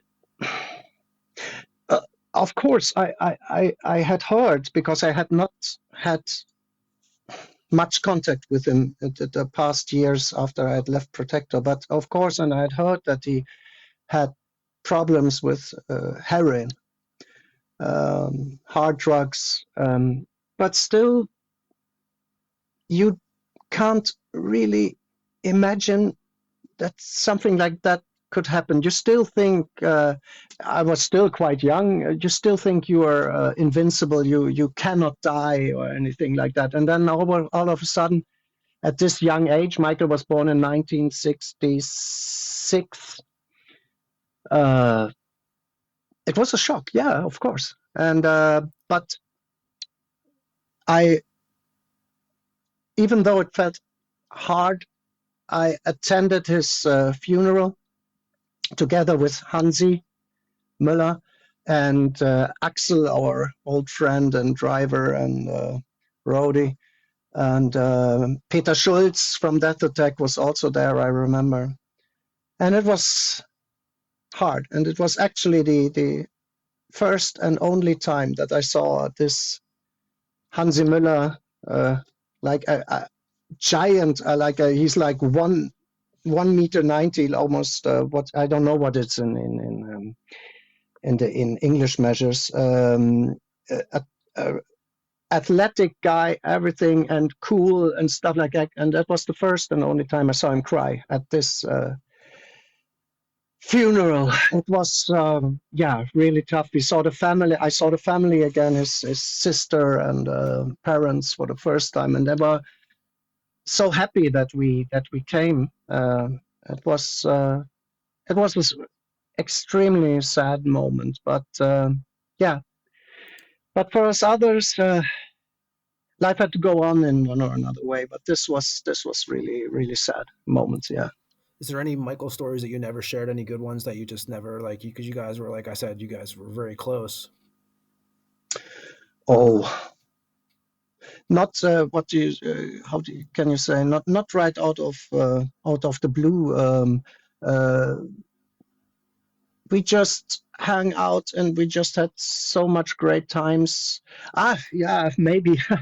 Maybe this one time when we were, I can't remember exactly when it was, we were supposed to do a pre-production or something, or a recording at least. And Michael and we were at a party in one of these youth clubs, youth centers, that also had like metal clubs, some once a week and stuff like that. And there was this guy who challenged him for arm wrestling. Is it called? I think. Yeah. Mm-hmm. So Michael did that, and he beat the guy, but I don't know what happened then, if the guy slapped him or something and ran away, and Michael hunted him. And the problem was that Michael had cowboy boots on at that time, and outside it was winter. So it was ice. He comes out of this youth club chasing this guy, slips on the ice and breaks his arm. Oh, shit. And that was, I can't exactly remember. It was not the recording of an album, but we were supposed to record something for him. Maybe it was shortly before the Cain and Abel rehearsal. So we had to postpone that for a little while, but then in the end it was recorded. But that was one. It could be quite impulsive, Michael. So that was one of the stories maybe that I could share. Okay.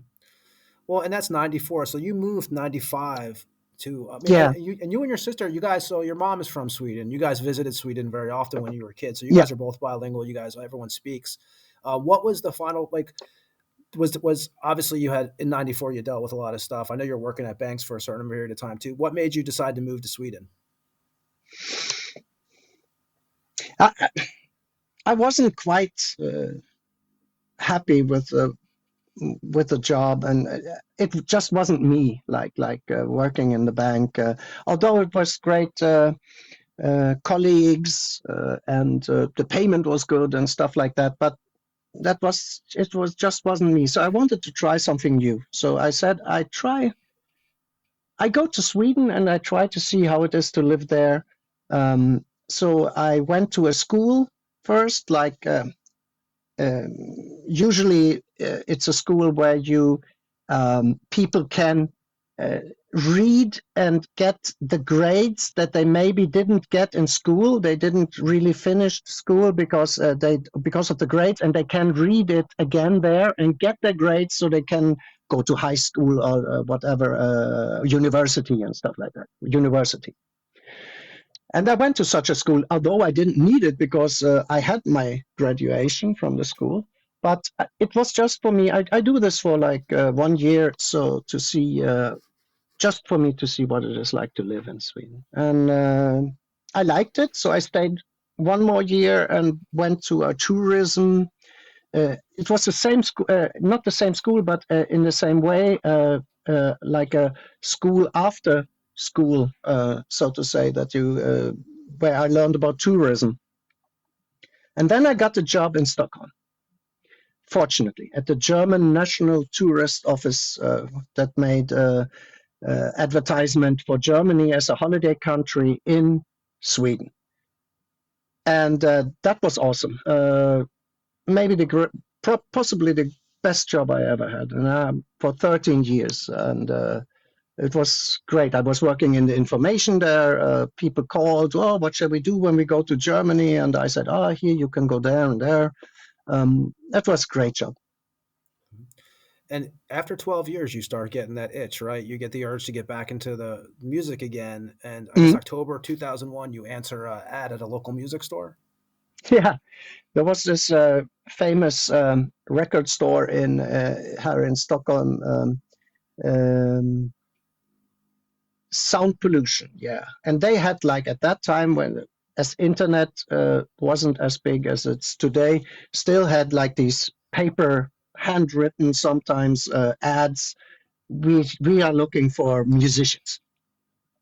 And there was this one that caught my attention because there were a lot of bands like new metal, and that was not for me, and stuff like that, looking for, and that caught my attention, and it was from a band called Ruins of Time. And we play like faster heavy metal stuff like that, and so I met with them, sang with them at the rehearsal room, and was hired right away there. So and then we did some gigs and recorded together, and it was also a fun time. It was the way for me in 2001 to get into the hard rock community, the heavy metal community again. I went to some concerts, but mostly by myself, didn't know any metalheads, but that changed from the moment I started in Ruins of Time. You didn't even tell I them got you to were in know. Protector at first. Is that Yeah, correct? yeah. I told them. I actually don't remember if they even knew what new Protector. I can't really recall it, but yeah, I told them I've recorded some albums and stuff like that. But yeah, but it was because it was a totally different kind of musical style. Maybe that wasn't so important just for Ruins of Time. But through them, I got to know people, and through these people, I got to know. So after a while, this social connection network was awesome. It was great. It was also a gate to getting into to know a lot of people in Stockholm in the hard rock community there, and so it was a great time. They say you obviously did with Ruins of Time. You did the Time Traveler record, Mhm. and that ended what? So you stopped with them in 2003. Was that the end of the with the band then? Yes, the guitarist, or both guitarists, and me, we went on and formed a death metal band, Phidion, together with a drummer and another bass player. So we went on to make music, but just with a new band and a new sound. Yeah, it was more death metal. And then, as I said, you got to know so many people. All of a sudden, I was like in another band as well, called Talion. We play thrash metal. Also guys that rehearsed in the same rehearsal place where we were, and we knew each other and everything. So that was awesome. And this is right about 2003, 2004. Yeah, it was great. And also, again, meeting another new people and stuff like that. And it was, cool. Well, you mentioned Phidion. You did a 5-song demo in 2007 with them, a live demo in 2009, a 6-song EP, Flesh of the Forsaken in 2012. Then you mentioned Talion. You guys did 3 demos, right? I believe. Yeah. And then you're doing, so 2005, you're at a gig. And this is where Martin Missy and the Protectors kind of comes up, right? Is this when the idea for this, for the band came up for you?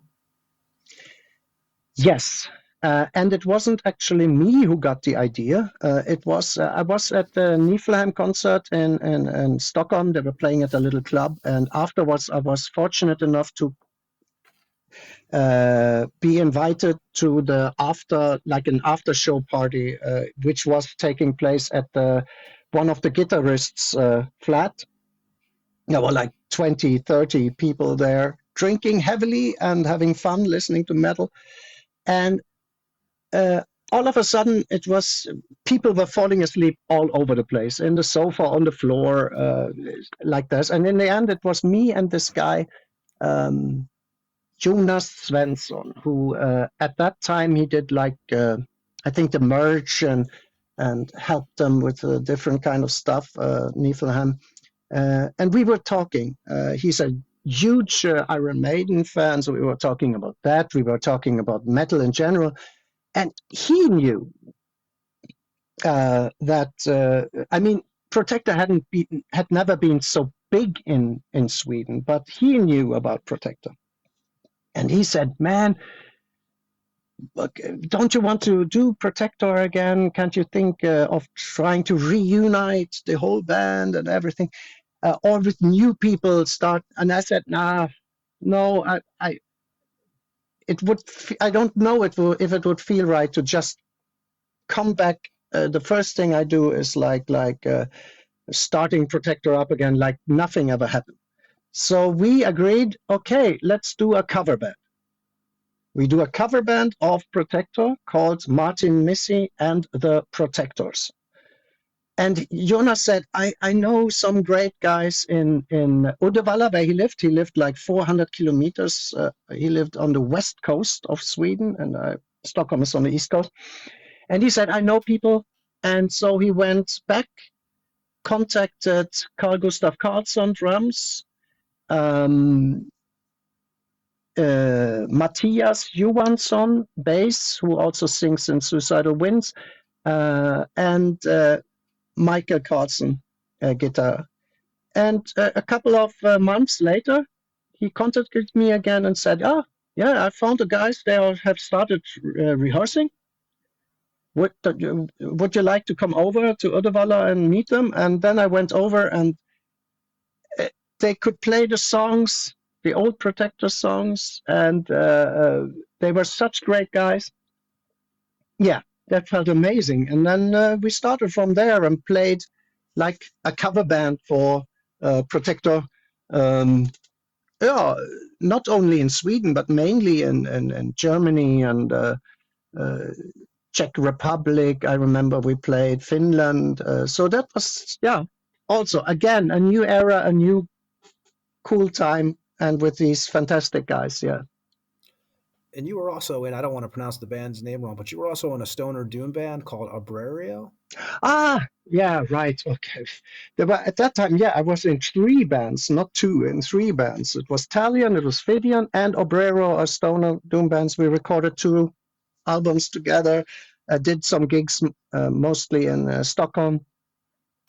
It was people from Talion as well. The guitarist was playing in there.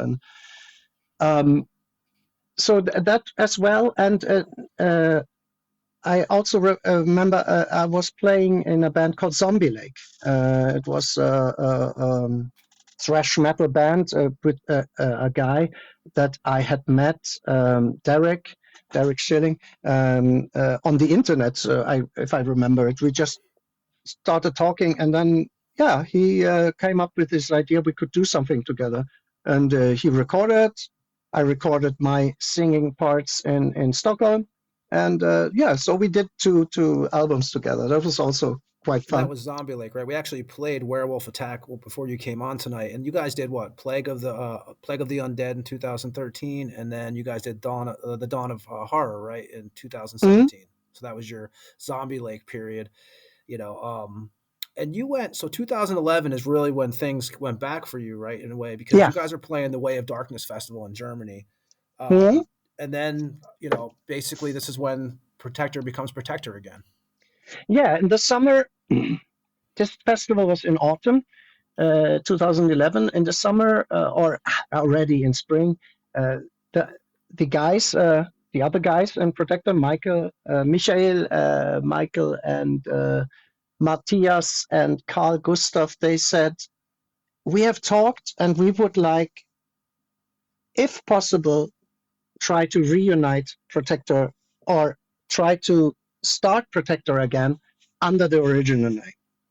We can write new songs and stuff like that. What do you think? And I thought the idea was great. We had played together in the same lineup for that must have been like 4 years then already. And they were great guys. So I thought, okay, but I do nothing without talking to Hansi. Because Michael was dead, Hansi was the only living member that had founded Protector. And he quit, right, playing music after Protector, Hansi. Yeah, he did nothing in any bands after that. He continued working at the VW plant, 2 children. Nowadays, he's a grandfather as well. And I met him personally when I was in Wolfsburg. I always came back once a year to visit my parents, or nowadays my mother. And I met him, drank a cup of coffee, and I asked him what he thought about the idea. I presented it to him that we would like to do this. And he said he thought it was awesome. For him, it probably was the same as for me, like in '89 when Olli took over my place in Protector. I was happy that this legacy lived on. And probably it was for him as well, that the legacy of that, what he and Michael had started in 1986, that it would live on into the new millennium. So, he said, awesome, do it. And yeah, the guys wrote 4 songs. My new Protector bandmates. And at the Way of Darkness Festival, we were announced as Martin Missy and the Protectors.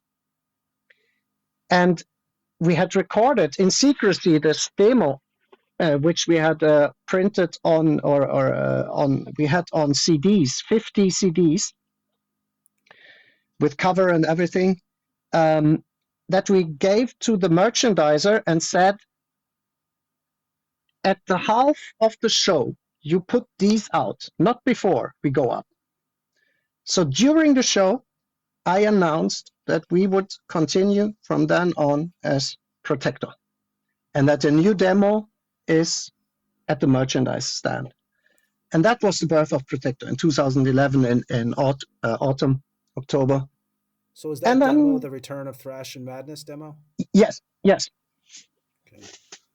That's correct. And you guys did a 7-inch split with Eraser from Germany, also titled In the Vein of Black and Steel. Then you guys did a 12-inch with Ungod from Germany titled Merciless Metal Onslaught. And both of those, were all those splits recorded in the same session? No, that was 2 different sessions as far as I remember. Yes, 2 different sessions. So we recorded first for the I think Eraser was first, for the Eraser, and then a while after we got contacted by Ungod if we would do something with them, and then we did new recordings then from for this one, I think what's so amazing, and Ed, what do you think about it? You hear like the bands, the guys separate, and they all still are cool with each other. Like, these days you see on the internet, everyone's like, you steal by this, that. But Protector was it seems like you guys just had such a great relationship that it's very, very rare to me. It's very cool, man, to hear like these stories of how you guys all had each other's back, and everyone wanted the legacy of the band to continue, because these days you don't see a lot of that, right? You see a lot of people fighting over the names and stuff, and thumbs up on that. It's awesome. Yeah, and Ollie, for example, who sang in Protector after me, he almost every hour, I also try to meet up with him. He lives actually just a kilometer away from where my mother lives. So we used to meet almost every time I'm in Wolfsburg and chat about the old times and everything. So yes, everybody is involved in this in a way. And a couple of years ago, I did a kind of a fan, what do you call it? A little magazine about apocalyptic revelations about the Protector story. And then I got in contact with everybody, also the people, because we forget, which we haven't mentioned, after the album The Heritage, the guy said, okay, we take a break for a year. Oliver Wiebe, Matze Grün, Marco Pape. We take a break for a year and then we see what happens. And after that year, only Marco Pape, the drummer, wanted to continue. And so he found new people, and they also recorded like a demo in 99, 2000 that was. So Protector continued at least the name, and the music was also going into that direction, a little bit more technical maybe, but so they continued at least there. And so I got in contact with these people as well, which I hadn't met before, for this paper. So it's great that we have such a good connection together. Yes. Well, it even goes to the next record, 2013. You guys put out the Reanimated record on High Roller Records, and you actually did a track off a Resurrection demo from 2000. In the end, right? It was an earlier track from Resurrection that you weren't even, not Resurrection, but from Protector that you weren't even on that demo. Yeah, that's correct. That was the demo I mentioned from '99, and we wanted to record this as like a bridge from the last known Protector lineup to our new band, so to say. So we did this re-recording of the song "The End," which is on this Resurrection demo. Yeah. And with the Reanimated record, one of the things you really wanted to make sure was that you captured the Protector sound, right? You weren't totally looking for the modern sound. You wanted to make sure you caught that sound that had been with them the whole time. That was always the idea. I mean, if we if we start Protector again,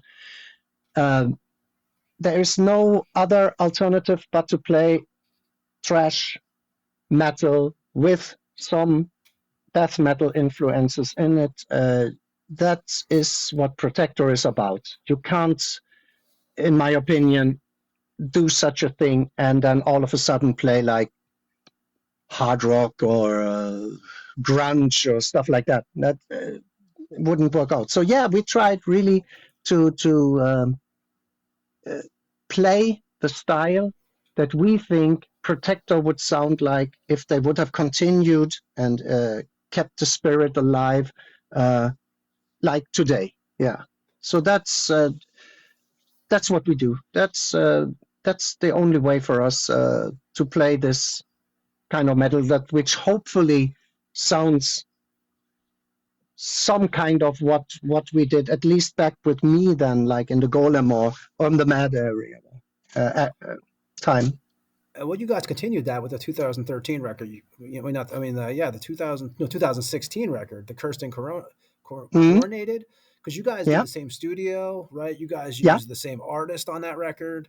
You guys kind of tried to keep it. Did you feel like, so when you're doing the 2016 record, do you start feeling like as a band, you guys are starting to write, like the chemistry's there even more than the first record? Absolutely. I mean, for every record we recorded, it got more and more easier. We're more familiar. You know how the guys work. They know what I would like to hear. We meet the fans when we play live, and they say, "Oh, yeah, that sounds great," and we are on the right track.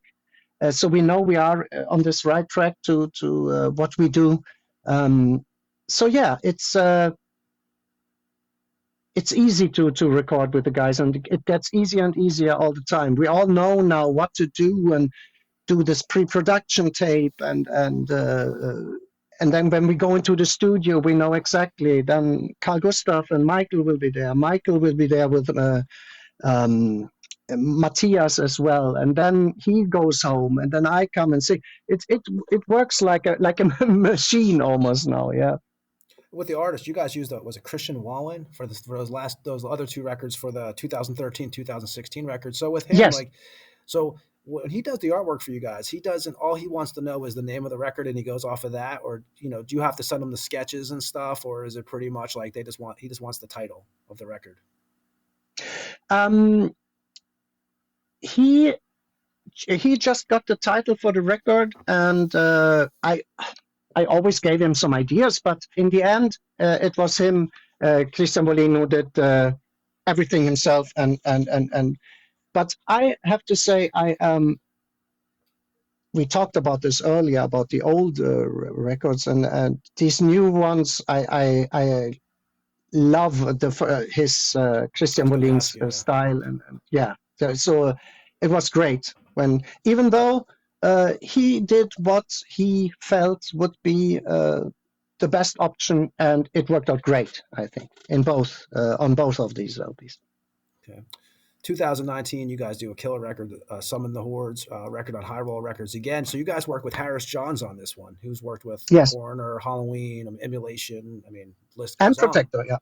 Yeah, and Protector, yeah. So I mean, how was that experience? And you guys, it was recorded in Berlin, right? A lot of the music. Yeah. Except the songs, the vocals. That was recorded in Stockholm. Because I don't fly, it would have been taking me ages to get down there with trains and car and stuff like that. So the vocals are recorded in Stockholm, but all the other stuff, the drums, the guitar, the bass is recorded by the guys. They were down there with Harris and recorded that in a studio in Berlin. And how is High Roller Records? How you like working with them? Awesome. That's why we continue working with them year after year, because it also feels like a family, very familiar. Steffen, the boss of High Roller, always, if you write him an email, you can be sure the answer comes, if not the same day, latest the next day. There's no waiting like for ages for an answer for something. Great. And they make so fine. Andre, their layouter. They make so great releases with the layout and the stuff. It's awesome. So yeah, we love working there with them. And at the moment, we have definitely no plans of trying to find a new record label. The last record you guys did with them was 2022, Excessive Outburst of Depravity on High Roller. And this one, so, you guys as a band, as a unit, like, so the roster's still the same, right? Because you've been playing with these guys for what? So 17 years in general and 13 years in Protector, right? Yeah.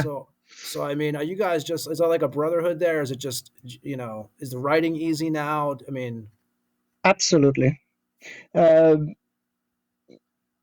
These guys are, I don't know, Jonas, who I mentioned, which came up with the idea for the cover band.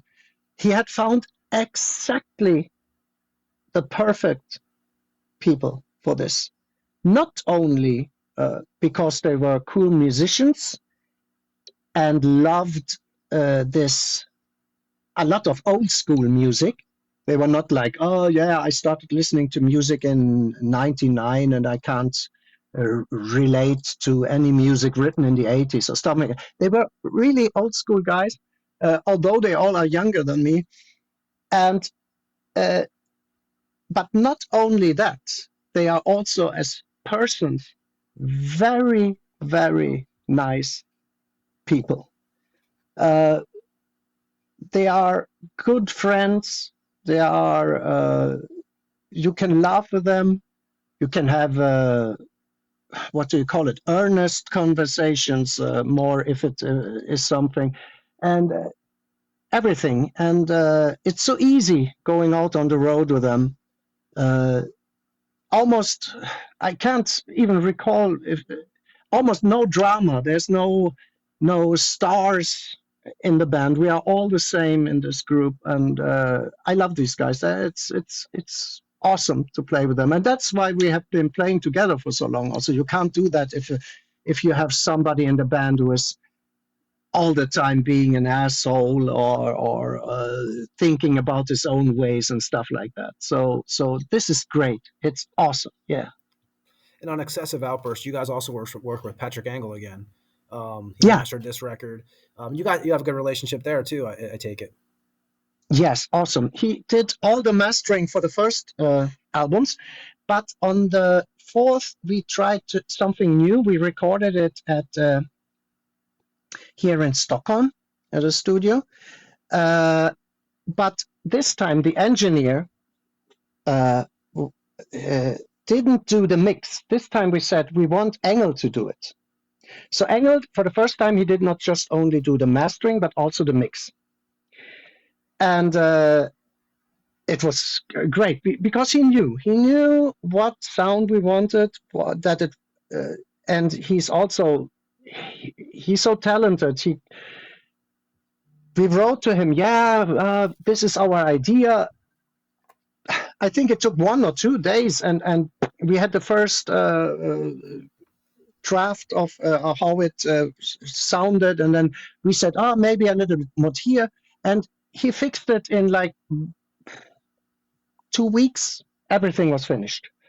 The mixing, the mastering, and the stuff, and everything. He's such a professional and such a nice guy. We met him now last autumn. We played in Bamberg, and he came there, and we met him personal. Also, he also such a great guy, such a fantastic personality. So yeah, we are so happy to work together with this record company, these engineers we have been lucky to work with, and Engel and my bandmates.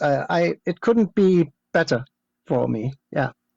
I think one thing I do want, you actually wrote a song about it on this record though, but you hate to fly, right? You hate, like, you never played the States. You've never played America, and you probably won't. You do not like being on a plane.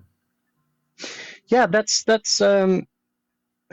sad. It's this feeling of getting trapped when you are in a place where the doors are locked and you know that you can't go out. I mean, it's not possible to open, possible maybe, but it would be suicide to open the doors at 10,000 feet and jump out of the plane because you want to leave it. And, and it's all in the head. Maybe if it's some kind of flashback stuff from this old, like in 1989, that gets me these panic attacks if I try to fly or something. I tried it with my wife. We went to just a short trip to Berlin, and it was like, no, it was tough. Yeah, so I think I would survive like 10 hours on a plane going to yes, unfortunately, because it would be so great. And we have offers, we have had offers from the States, from South America, I think even Asia. Somebody asked us once if we could play, and I always have to, with sorrow in my heart, to tell them that it doesn't work out because of me. Yeah. No, I mean, hey, that's you make. I hate flying. I mean, I just got off a 17-hour flight a couple weeks ago, and it was absolutely nightmare. Yeah, you would hate that. It was a nightmare. It's pretty miserable. And you have, and so to wrap up everything with the bands and stuff, you guys did put out. Did you have anything? So you guys put out a box set, right? Also, the Heritage of Misanthropy in 2023. Protector has like all the albums, I believe, on CD or something. I saw. Did you have something to do with that, or was that just a label thing?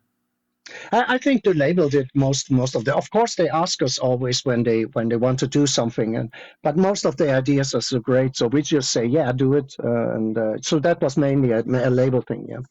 Okay, and you mentioned your wife, and you have twins, right? So you have two kids. Do they understand do they know what you do now? Because how old are your kids? Like 10, 11? 13. They 13 since December last year. Yeah, so. Yeah, they know when I go out on tour, but I don't know if they really have grasped it when I show them the records of Protector and stuff, that it's me on that one. But yeah, I think so. They love music, so they understand that. But because they don't listen to the same music, one of my sons likes listening to heavy metal, at least, maybe not death or thrash or something like that, but it's okay for them. I'm the dad. I'm not anything more special than, I don't know. Yeah, like I'm just a dad, yeah. Oh man, and it's been awesome. I'm so glad you came on our show tonight. I know we took a lot of your time too, man, but and you guys what's going on? So what's new? Are you guys writing a new record? Like what is next for Protector? Yeah. I know the last one came out, 2022. So are you guys? Yeah. Usually we have always try to have this 3 years interval thing with the records, and we did that as well. But now it was not possible because our guitarist and then also our drummer has also become fathers. They also have jobs like they had before, and it was difficult to. And when we were, or I'm usually not in the rehearsal room, but when they are rehearsing, they often have to rehearse the set list because we have like gigs here now and then. So it has been very slow this time, very slowly, the songwriting process. I had 3 songs finished, which already were finished for the last album, but we didn't have the time to record them as well. So there are 3 songs there. I got a mail today. I haven't listened to the song yet. They have now finally written a song which I shall put lyrics to. Everything gets so much easier now today when they just can mail it to me. And back in the time when everything was on cassette and you had to record back, forth and stuff like that. And now I can even record some vocals. Send it over to them on an email. Yeah. So, and so we have like 4 or 5 songs, but it will take yet, I think, until everything is recorded, mixed and mastered. And last time it took almost half a year because production of especially vinyl is so So behind, difficult. Yeah, so behind. So hopefully, let's say a year. Hopefully, we will have something in or 1.5, at least in the autumn of next year of 2026. So we will see. We now started the process more than before, and I hope that we will have something ready and finished like in 1.5 years or something. Okay. Any gigs coming up this summer? This upcoming summer? Yes. We have. In April, we are going to play 2 gigs in Germany. In July, we will play at a German festival called In Flammen. And in August, we're going to play Poland, a club gig, and then Brutal Assault in the Czech Republic. Nice. And anybody who wants to find anything to do with Protector webpage, T-shirts, or anything like that, where would they go to? Unfortunately, we have no web page. Most of our contacts and everything that we have is through Facebook. We also have like an Instagram account, but that is the main contact source or to find information about us. And I always recommend, I love Metal Archives. There you can at least get a good view over what we have done together. I know a friend of mine, Christos, who played guitar in Phidion and Ruins of Time. He's like working with Metal Archives. So every time I have something new to record, I just send it to him and he puts it right up to that. Nice. So there you can find a lot of information about the band as well. Man, Martin, we really appreciate you coming and hanging out tonight with us. It was definitely, we wanted to talk to you. So I know I'm glad you gave us your time and stuff like that. I know the wife's waiting for dinner and stuff like that. So, yeah. And you might see Ed, Ed plays a Monstrosity. So you might see Ed at a couple festivals this summer. Cool. That would be nice. Yeah. Yeah. But I mean, anything else? I mean, again, thank you for giving us your time. Thank you for coming on here and giving us a little bit of a history lesson and stuff. We really appreciate it. And I also say thank you. It's always fun to do these things, to talk about the past and the future of Protector and of metal, and it's always fun. Oh, no problem, man. We appreciate you coming on. Ed, anything that you could, like I said, you may be seeing them this summer. Hopefully, you know how that goes. Trying to get on these festivals is a pain in the ass. Well, we have a new record coming out at some point, so hopefully that will happen. Mm-hmm. Yeah, I mean, again, we're going to say goodbye to Martin when we hang up here in a minute, but for everybody else, we're going to play Pandemic Misery from Protector, from the latest record, Excessive Outburst of Depravity. And yeah, Martin, right? Thank God that's over with, right? All that, I don't call it the plague or the pandemic. I mean, Jesus, that just took away years from everybody. Oh, it was such, and I'm working at a hospital here, and my wife as well. Works at a hospital here too, actually. So yeah. So for us, we saw it firsthand, like all the people coming in, laying there with respirators and stuff and shit. It was, no, it was no. Let's hope that at least in the next couple of years that we don't have to experience this again. Although we will see. But it was no fun time. No fun video. Great lyric video too for this song. Whoever hasn't seen it, I think it explains a lot of the misery of the pandemic and a lot of the being locked up and just staring at the wall and all that other boring shit. Right. That's actually a lyric from Matthias, our bass player. I think that was maybe the way he extremely felt, because he is the one, he has no family and kids and so something. Probably he sat at home there and playing on his guitar and bass and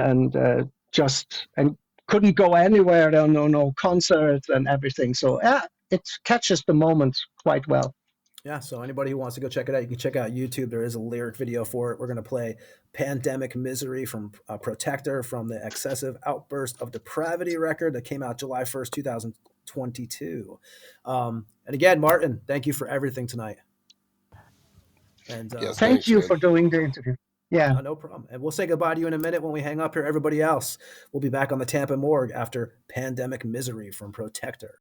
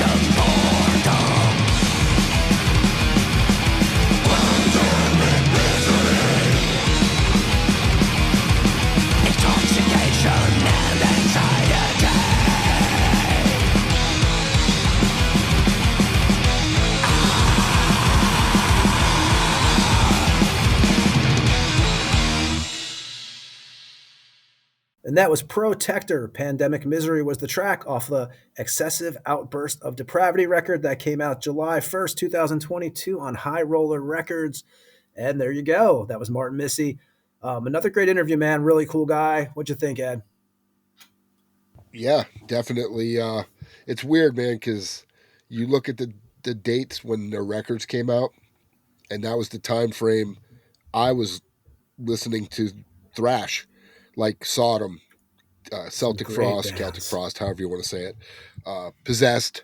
You know, I was in on the early days on the Possessed, buying their records when they came out. So I'm old, and it's nostalgic to me. It's nostalgic. And the German Sodom. you think of 87. You had what? Dude, Iron Agent, I always, Creator. I'm sure I've mentioned it.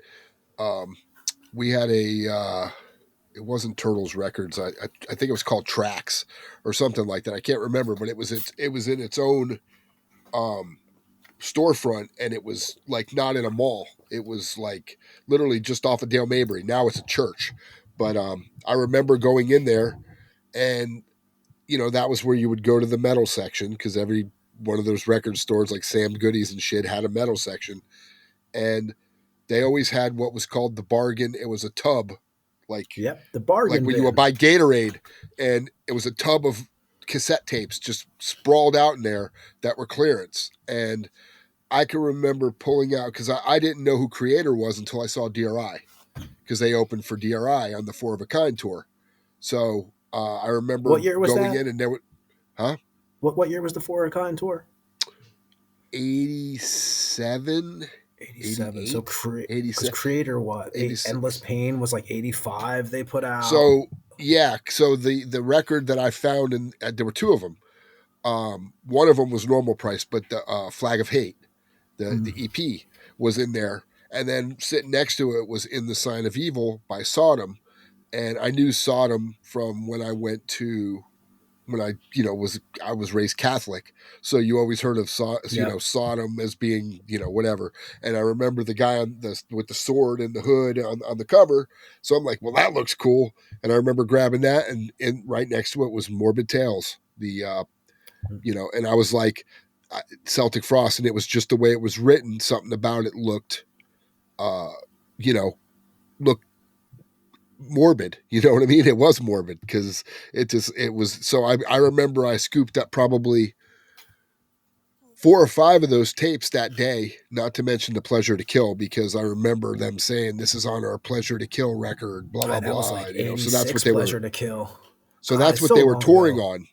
touring from, because I don't think they had anything new after that. So,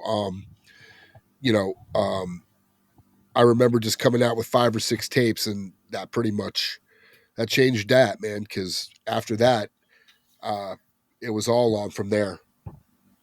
Yeah. No, I mean, and with Martin coming on the show, it's kind of like took you back a little bit when he was talking some of those old, those old bands and stuff. And it's just, that's what I love about doing the show. He brought up Wehrmacht, and Yeah. I was like, holy shit, I remember buying that, back in the day, not even knowing what it was, but it just looked like a crazy name. So I bought it, and that's pretty much how it worked, right? I mean, I didn't know, because there were obviously, back in the day, you had Sodom, and then you had Destruction, because both of them were German bands. I think my first Sodom was Obsessed by Cruelty. I think that was the first one I had gotten. I mean, I think my uncle. That was the other one. Giving it to me. That was the other one that was in the bargain bin, because it had the red, melting on the cover. Yeah. So, but yeah, I mean, those were, and the production did. When I listen to them now, the production is so bad.